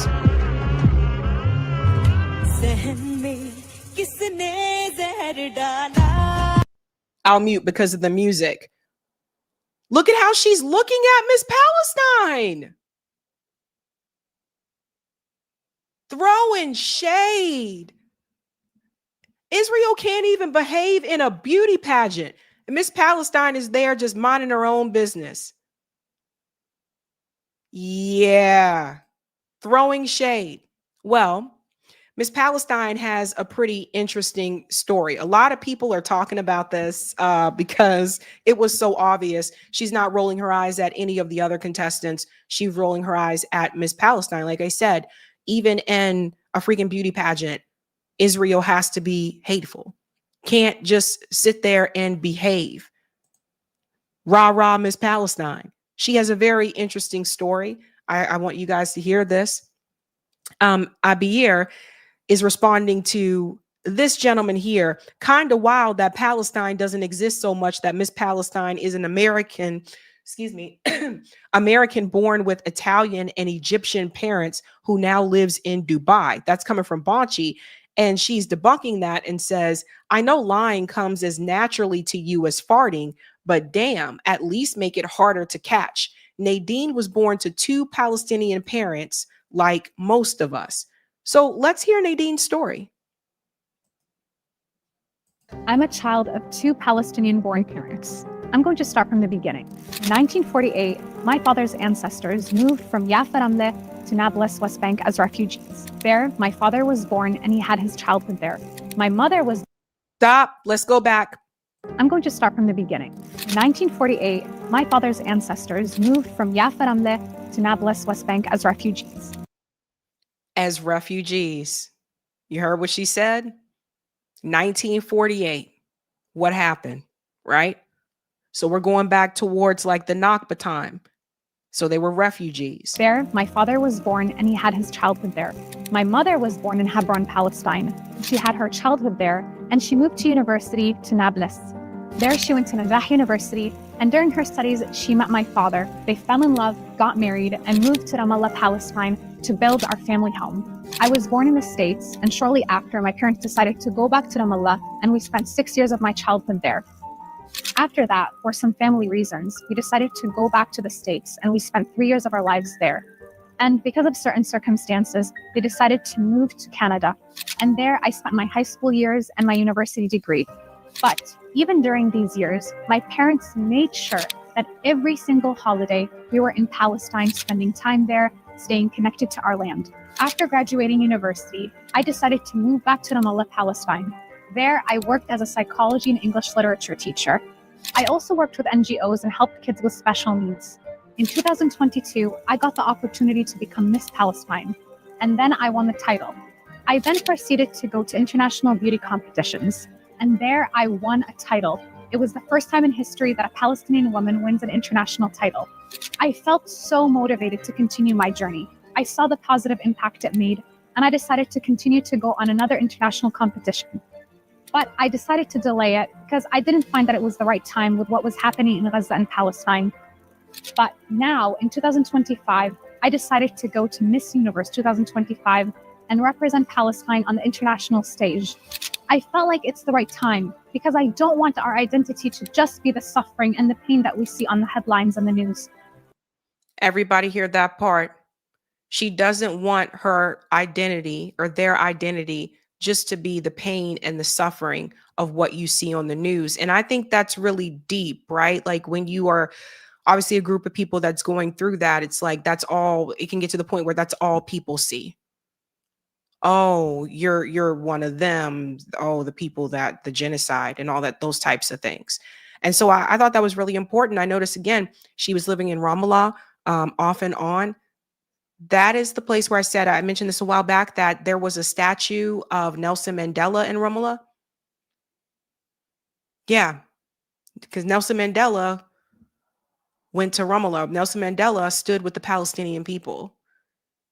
And I bring this up to point back to apartheid South Africa.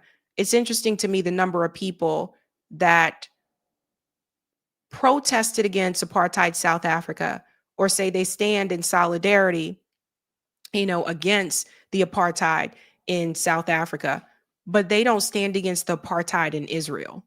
They don't stand against the apartheid that's in the West Bank, et cetera.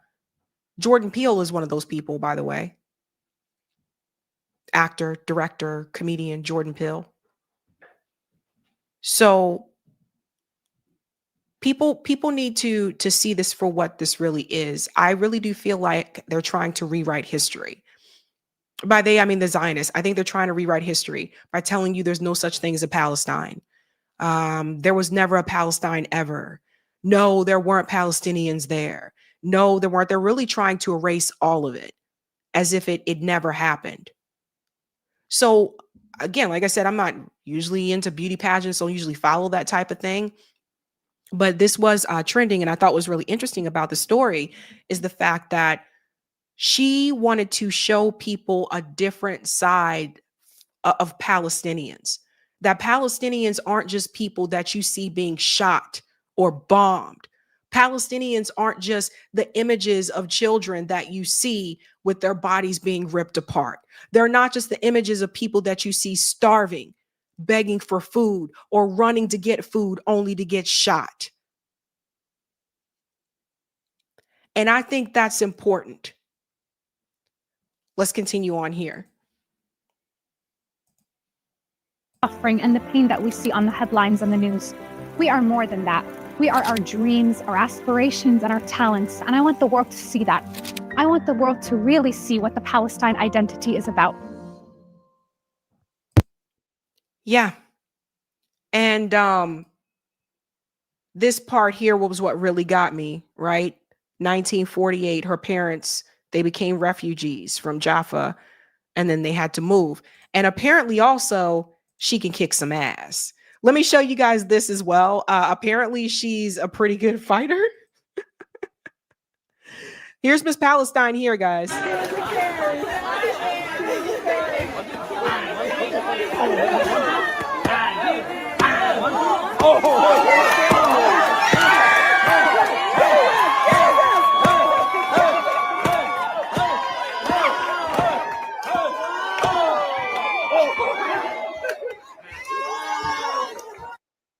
Hey, that's what I'm talking about. That's what I'm talking about.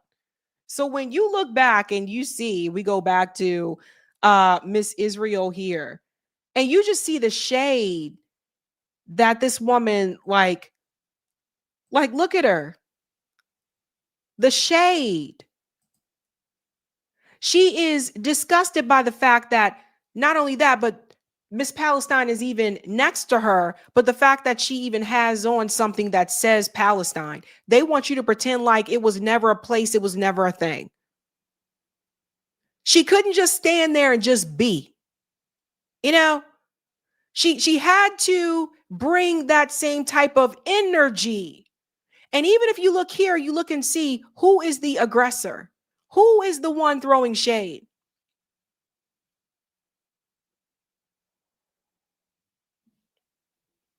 While you have Miss Israel here in the pink dress, an occupier, a settler.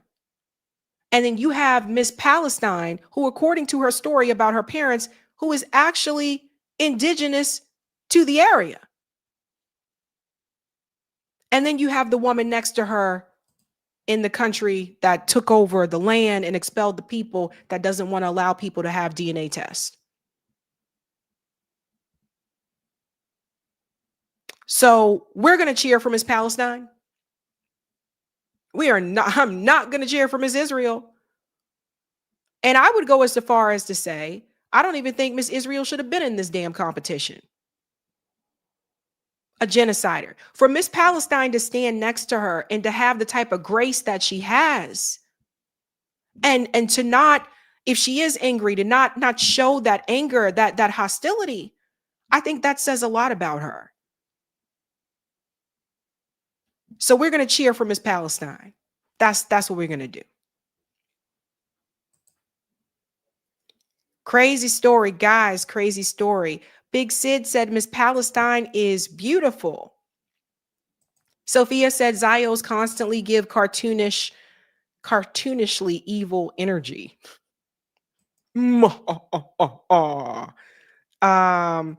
Bookmark says, I think Miss Israel thinks she has right on her side and the world supports her. Probably. Thank you, Gamble. Miss Nicaragua mopping the floor with both of them. I haven't seen Miss Nicaragua.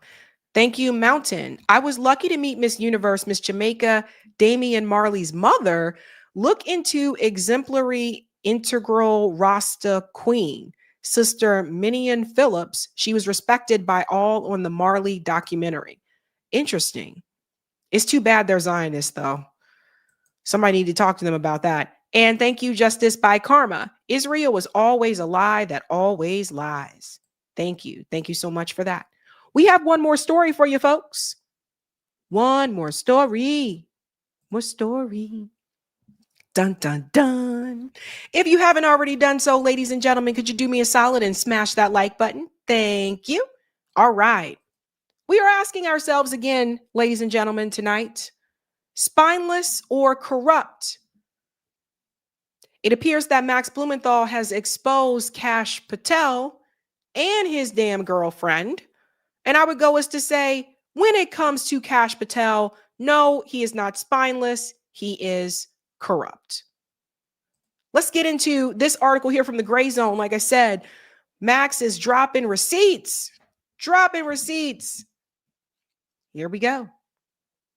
Oh my God. You're not going to believe what they're doing. Kash Patel's girlfriend files a $5 million lawsuit against podcaster for insinuation she's a Mossad honeypot. Now, here's the girlfriend. She's apparently down in Nashville. I guess she's also a singer or something like that. She's Israeli. And you got Kash Patel, her boyfriend, who is now the FBI director. So you got intelligence and intelligence. Let's continue. Okay. The wind was at Kash Patel's back in the early months of 2023. It was during this period that the Trump-aligned legal operative met Alexis Wilkins, then a 24-year-old wannabe country music star who would become his girlfriend, and launched his foundation, Fight with Kash, which pledged to unite America First patriots to fight the deep state. Yeah, you guys remember that? Remember when everybody thought that Kash Patel was going to fight the deep state? Interesting. Okay, let's go on here. All right, with Wilkins by his side, Patel seemed to be living out the storyline of a children's book he had co-authored a year earlier, The Plot Against the King, in which the fairy tale hero named Knight Kash embarks on a spree of revenge against the enemies of King Donald. But almost 3 years later, Patel's tenure as FBI director appears to be unraveling in a series of embarrassing congressional testimonies and public meltdowns related to his suppression of the Epstein client list.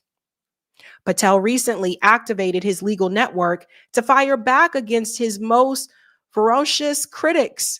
However, the targets of his wrath are not deep state liberals or anyone resembling the Hillary Queentown villain from his children's book, but the most ideologically zealous voices of the America First movement, whom he's accused of slandering his girlfriend. Kash Patel is coming after podcasters who said his girlfriend was a Mossad agent. Talk about abuse of power. And this is because he is the FBI director.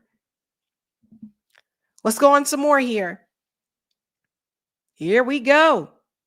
The disgustingly baseless attacks against Alexis, a true patriot, and the woman I'm proud to call my partner in life are beyond pathetic, Patel complained on Twitter. Attacking her isn't just wrong, it's cowardly and jeopardizes our safety. 5 days earlier, the law firm of Jesse Banal, Patel's personal lawyer and chair of his foundation, filed a bizarre lawsuit accusing right-wing podcaster Elijah Schaffer of having perpetuated a malicious lie about Alexis Wilkins, falsely claiming that she, an American-born country singer, is an agent of a foreign government assigned to manipulate and compromise the director. First of all, has anybody heard any songs from Alexis?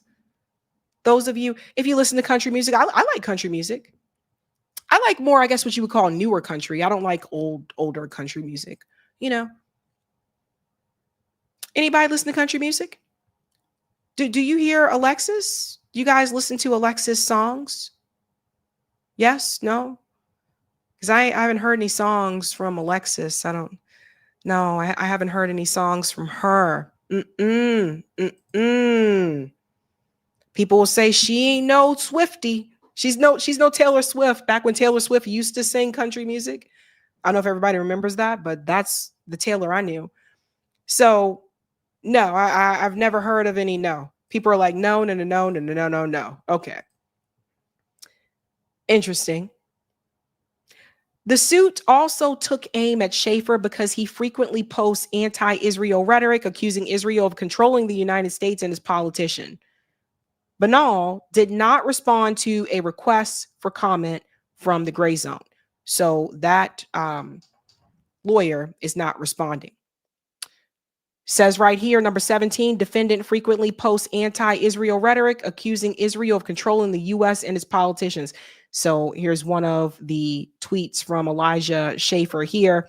Trump doesn't want to admit Netanyahu doesn't fear him. Israel has more control over the U.S. You guys get the gist there. Now, let's talk about Schaffer, where he came from for a little bit, and then you're going to hear from him as well. He rose to online prominence during the Biden era by rallying right-wing opposition to Antifa and Black Lives Matter activists. On January 6th, He embedded among rioters into the U.S. Capitol and photographed the home screen of Nancy Pelosi's office computer. Schaefer's commentary continues to outrage his opponents on the left while advancing the ethos and objectives of MAGA. Now, he is among a growing cast of America First influencers facing an aggressive legal assault waged from within Trump's inner circle. Let's talk about karma. Because here's the thing, guys. You know, Elijah at that point in time, when he was coming after BLM protesters and Antifa, and it's so funny, like people act like Antifa is more powerful than it actually is. Antifa is just, it doesn't even have like a, what do you call it? I don't even think they even have a website. It's not like a organization like that.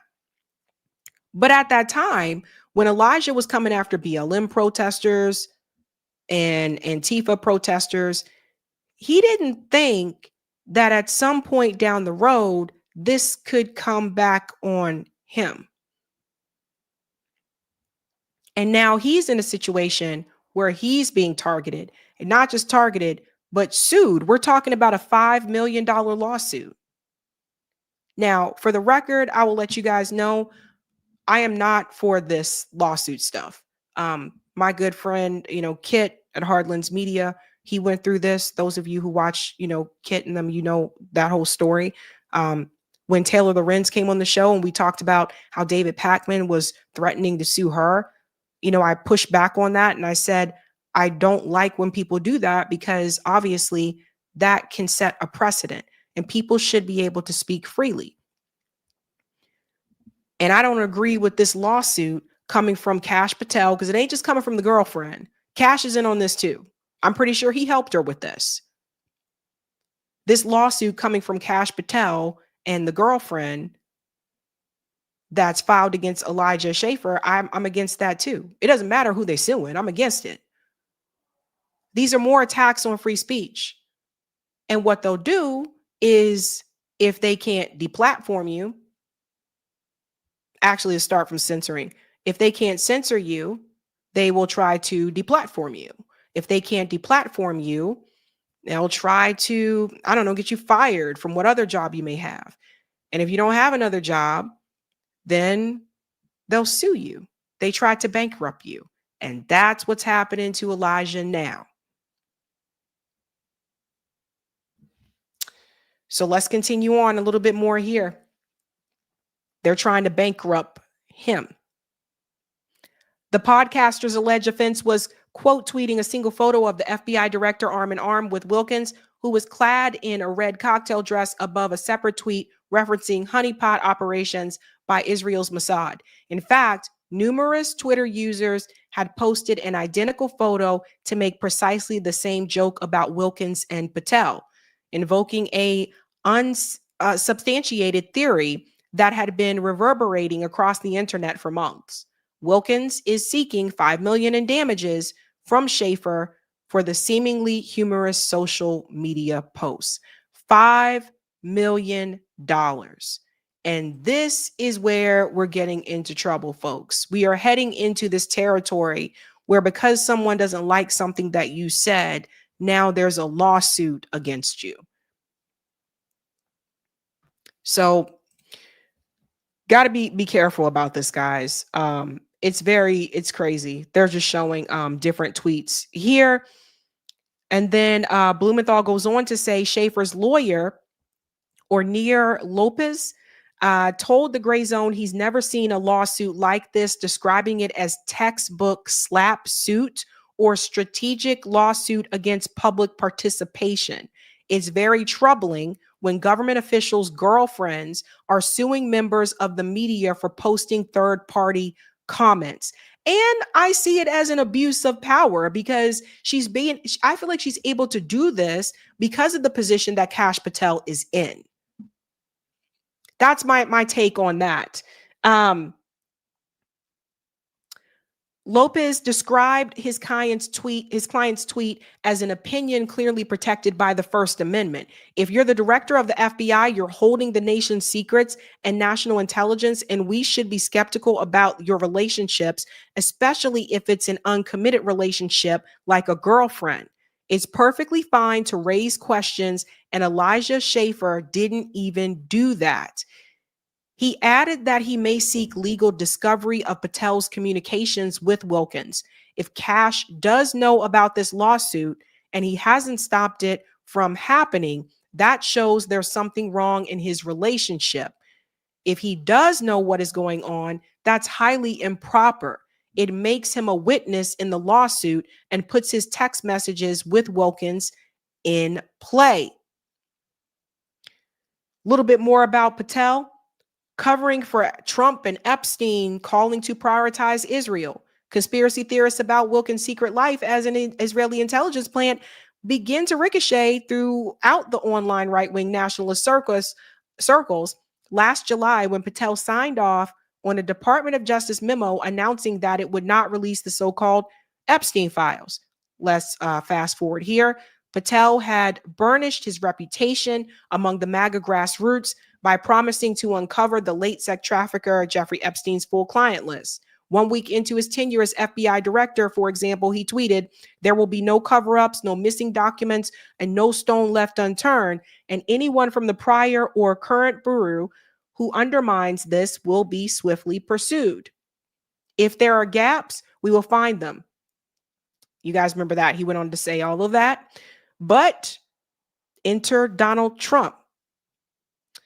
Trump opposed releasing the Epstein files and seemingly anxious about his own exposure in them. Patel fell in line. The FBI director's display of loyalty to his boss, King Donald, was received by the MAGA base as an act of betrayal, leading some of its loudest voices to question whether Patel had fallen under the influence of the same foreign government which Epstein served.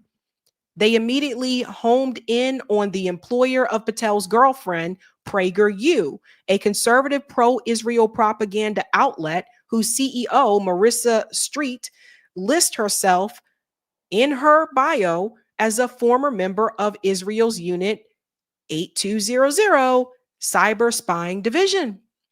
Right-wing critics also mocked Patel's pro-Israel groveling as he vied for the role of FBI director, noting comments he made during a December 2024 Fox News appearance. "We need America to wake up and prioritize Israel and bring home Israelis and make sure we stand by our number one ally."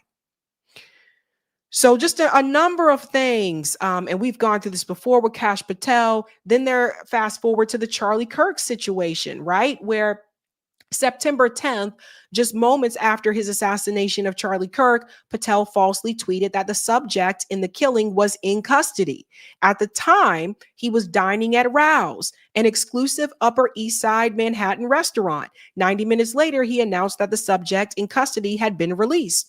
And we don't need to go through that whole story again, but you guys know we've been covering this whole situation of how the FBI handled the Charlie Kirk murder, and that's the reason why a lot of people are suspicious, right?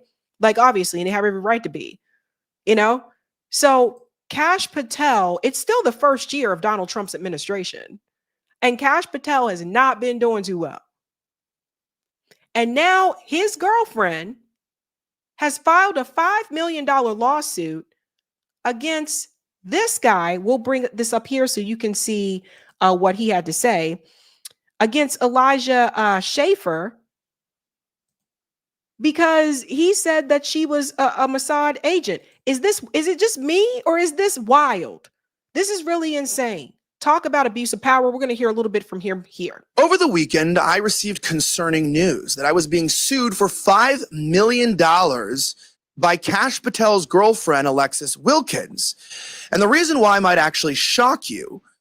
About a couple months ago, I posted this photo on the public social media platform X. I posted it with no caption, no suggestions of any malintent or any slander, defamation, or criticisms of character. I did so attached to an X post shared by another account that I'm not connected to that talked about government agents being compromised. Now Alexis Wilkins is saying that I owe her $5 million for damages, the exact evaluation of my company, and if I cannot come up with that money, that I'm going to have to shut down my business, give up all of my digital assets and my entire voice online in order to pay her back. So why does Kash Patel's girlfriend want to silence me? Well, it comes down to the lawsuit itself. Before anyone jumps to conclusions and says, well, don't say that she's a honeypot, I'd like to say, I never did. I never would. I never felt like suggesting that, never even suggested that in my own head. So why am I being sued for something I never did? To give proof of that, in section 14 of the lawsuit, it states, while the defendant may not have included any caption to spell out the meaning of his post, he didn't have to. Ever since Kash Patel was appointed as director of the FBI in February of 2025, the conspiratorial corners of the internet and social media have been spreading false narratives about Miss Wilkins as an Israeli Mossad agent, spy, or quote, honeypot, who is only in the relationship with Kash Patel to spy on and manipulate the United States government. Defendant's wordless reply, it goes on to say. So to clarify, before we go any further, if you post a public photo of a government official and his romantic partner, who he's not married to, a very important fact we'll talk about, you as a private citizen or a member of the press can be bankrupted, have your entire company shut down, or completely mocked, slandered, and dragged through lawfare because of what? Because of your First Amendment protected rights. Now, you guys can watch the rest of that on X, but what I was going to tell you was that that's scary. Like, this is very scary. I don't agree with these lawsuits that are happening. And what I will say is this. I don't know. Hopefully, maybe this will be a wake-up call for Elijah, because like I said, when Elijah was coming after BLM and Antifa and all that kind of stuff, he wasn't thinking about the fact that at some point this could all come back on him, that someone would be pointing their finger at him and trying to take him down. And it just so happens to be someone who's a member of his own party. Because you see, for all the finger pointing at BLM and Antifa that Elijah did, they're not the ones that are suing him for $5 million. That's members of his own party. When we talk about spineless or corrupt, Kash Patel, in my opinion, is not spineless. Kash Patel is corrupt. I think that's an easy one for a lot of people. If you've seen the way that things have gone with him, the year isn't even over yet. So in my opinion, Kash Patel is corrupt. He's not spineless. And one more thing we can add here, different story, but still involving Kash Patel. Listen to what Candace said he did. This is recent. Listen to what Candace said he did with evidence. And on the day that Charlie was shot, for whatever reason, Kash Patel injects himself into it. The feds seized all of the footage at the hospital that Charlie was brought to at Timpanogos. That doesn't make sense to me. Nothing makes sense to me in this whole story. So this is just kind of the icing on, on the top here. Not even the icing on the top. But why would they move to seize that footage? How is that going to help their investigation? What's happening inside of Timpanogos? How is that going to help their investigation? Their immediate boots on the ground investigation into who shot Charlie Kirk. They're on a manhunt. Why are they going, okay, let's at first grab the footage at Timpanogos? Does that make sense? Were you worried? Did a nurse call 911 and say, oh, a guy just ran in here with a gun and you need to seize the footage because that's going to help you track him down? If that didn't happen, why are you seizing that footage? I don't know. With everything that is going on, and I would say almost the lack of information that we have at Timpanogos, not a single person who captured them pulling up, nothing, despite the fact that there were news cameras outside waiting, oddly, from like a New York news channel. We have not seen anything regarding that we can build in competently on our timeline that let us know what time in particular Charlie arrived at the hospital. And I feel like something's amiss if the feds move to grab the footage inside of the hospital immediately and outside of the hospital immediately. So just putting it out there. That's Kash business. That's Kash Patel. Tell me one thing about Kash Patel that makes you say, I trust that guy. And now we got the girlfriend like filing a $5 million lawsuit. And by the way, you don't have to like Elijah Schaefer.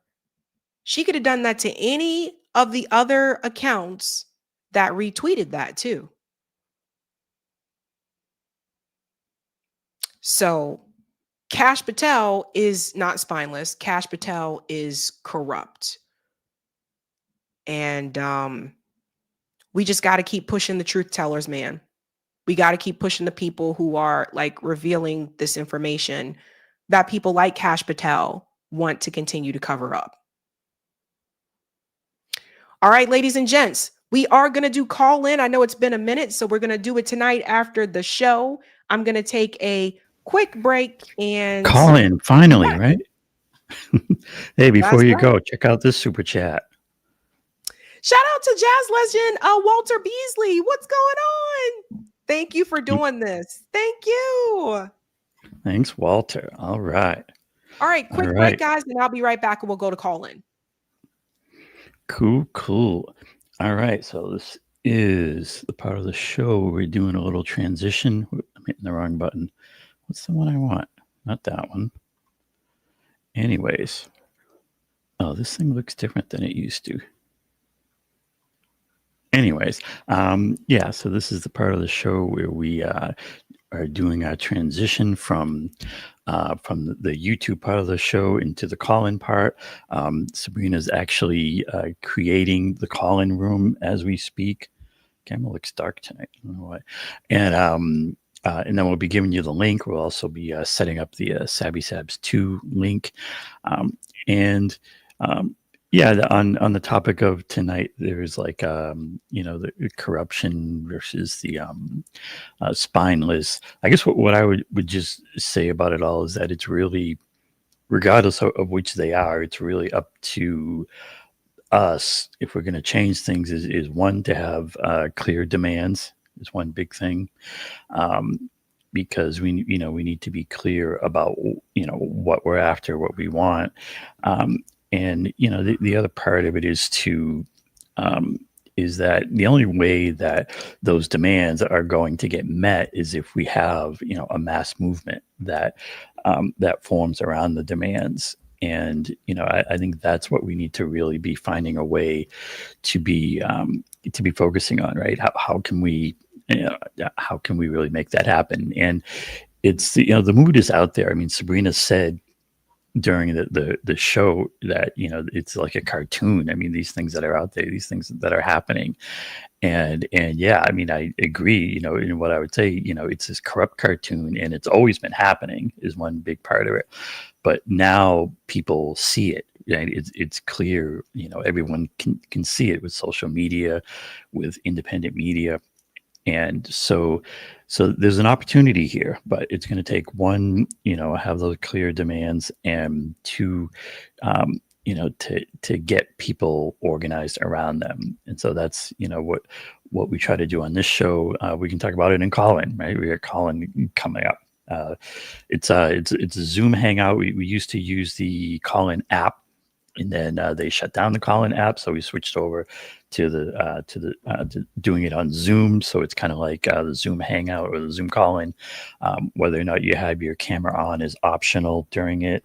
We're good either way, and you can come in and tell us what you think, or you can just hang out and listen to the conversations. We have really cool conversations, and that'll be starting shortly. In the meantime, let's see about a few of these super chats.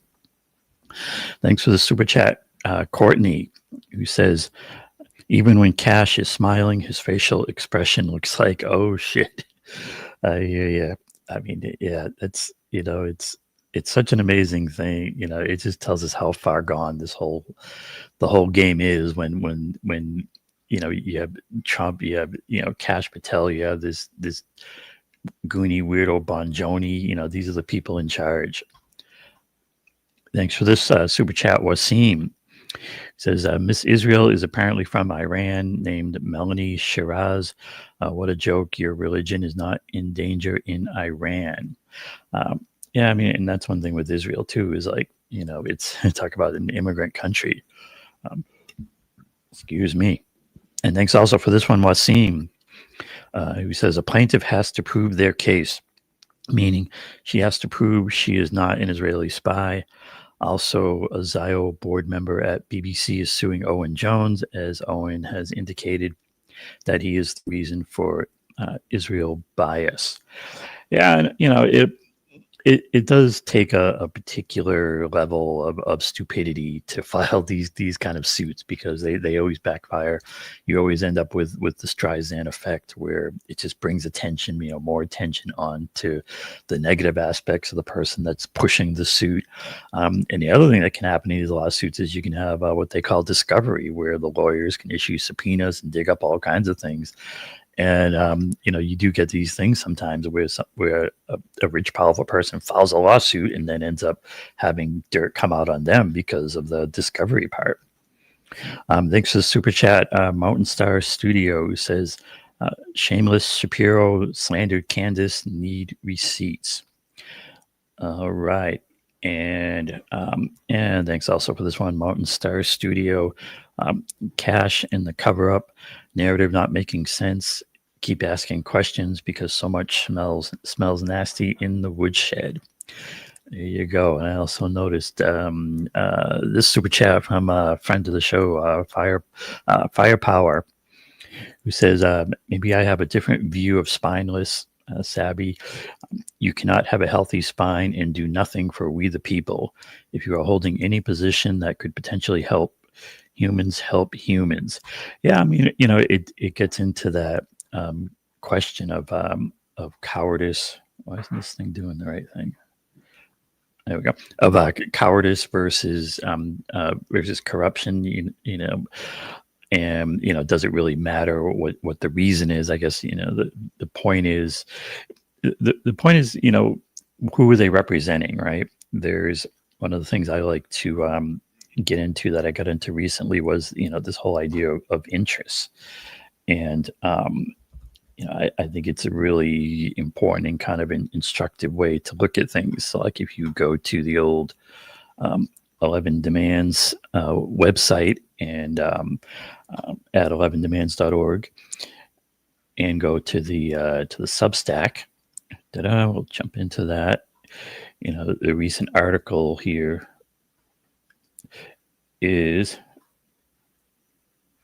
two sets of interests, right?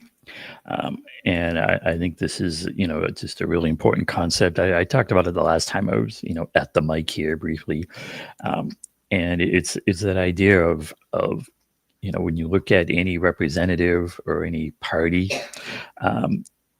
whose interests are they representing? Are they representing the top 0.1% kind of billionaire interests of, the ones up at the top, or are they representing the interests of the 99%?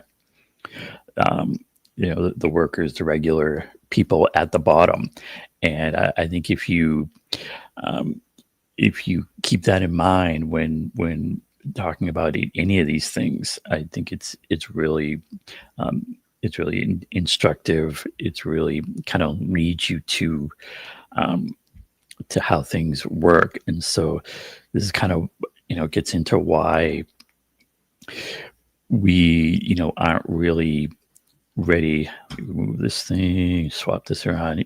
Why we really have a problem with someone running as a Democrat, because you can have the best policies and things and platform in the world, but if you're a member of a party that's not working in the interests of the 99%, if the whole party is set up to work for the billionaires, then what are you doing in that party? And that goes for either party, whether we're talking about a candidate, in the Democratic Party, or whether we're talking about a Tom Massie or a Rand Paul in the Republican Party. It's like, it's you can't be a member of a corrupt party that's working in the interests of the billionaires and still represent us. They got to pick. I think we have to One or the other. normalize. We have to normalize third parties and independent, campaign. We have to normalize that. And I think that's part of the problem. It's just not normalized here in the United States. That's a big part of it. And I think for people like Shama Sawant in Washington State, she's a part of, in Washington State, they have what's called a jungle primary. So even if you run as an independent, you're still in the primary. You still get the attention, you still get the press, right? But the problem is most of these districts in the United States are not that way. And a lot of times when people run as an independent or a third party, they're not going to get any press or any attention. And I think that's a hurdle that third parties and independent campaigns are up against. And I think that they have to figure out a way to to fight Yeah, I back mean, with that. and I would just say, one, call out the corruption, make it clear whose interests they're working in and who their opponent is working in. And I think if these candidates make a real point of calling out the corruption, I think they can get a groundswell, they can get popular and get big numbers of people behind them. That's the key. If you can generate big numbers, you can get anything done. And if you can't, then you're not going to get much done. So call out the corruption is what I say. All right. Anyways, call in. We're going to head on over to the call in portion of the show, ladies and gentlemen. If you look at the live chat, there is a link for the Zoom room pinned to the top of the live chat. I'm going to go ahead and open the room while I'm on the stream to make sure that people can get in. Like to do that first. And we'll go ahead and jump on over there for those who want to speak. The way that this works for newbies, if you call in, if you want to speak, at the very bottom of the screen, there is an icon to raise your hand. You'll want to just click on that icon to raise your hand, and that lets me know that you want me to call on you to talk. That's how that works. No, you don't have to have your camera on. I don't have my camera on. And then I just ask that everyone please mute yourself when you join the call in. And yeah, so yep, all you do is just raise your hand. I see some hands are already raised. So we're going to go ahead and hop on over to call in. If you come in a little bit later, we might be still going. We may or may not. I'm trying to keep call-ins a little bit shorter so I can get more sleep, especially this week. I do have my documentary release, but you can go to sabrinasalvati.com to get that link as well. All right. I'll see you in there. All right, guys. Don't forget to make me a co-host. Let me make you a co-host here, All Eric. right, see you in there. Base did that.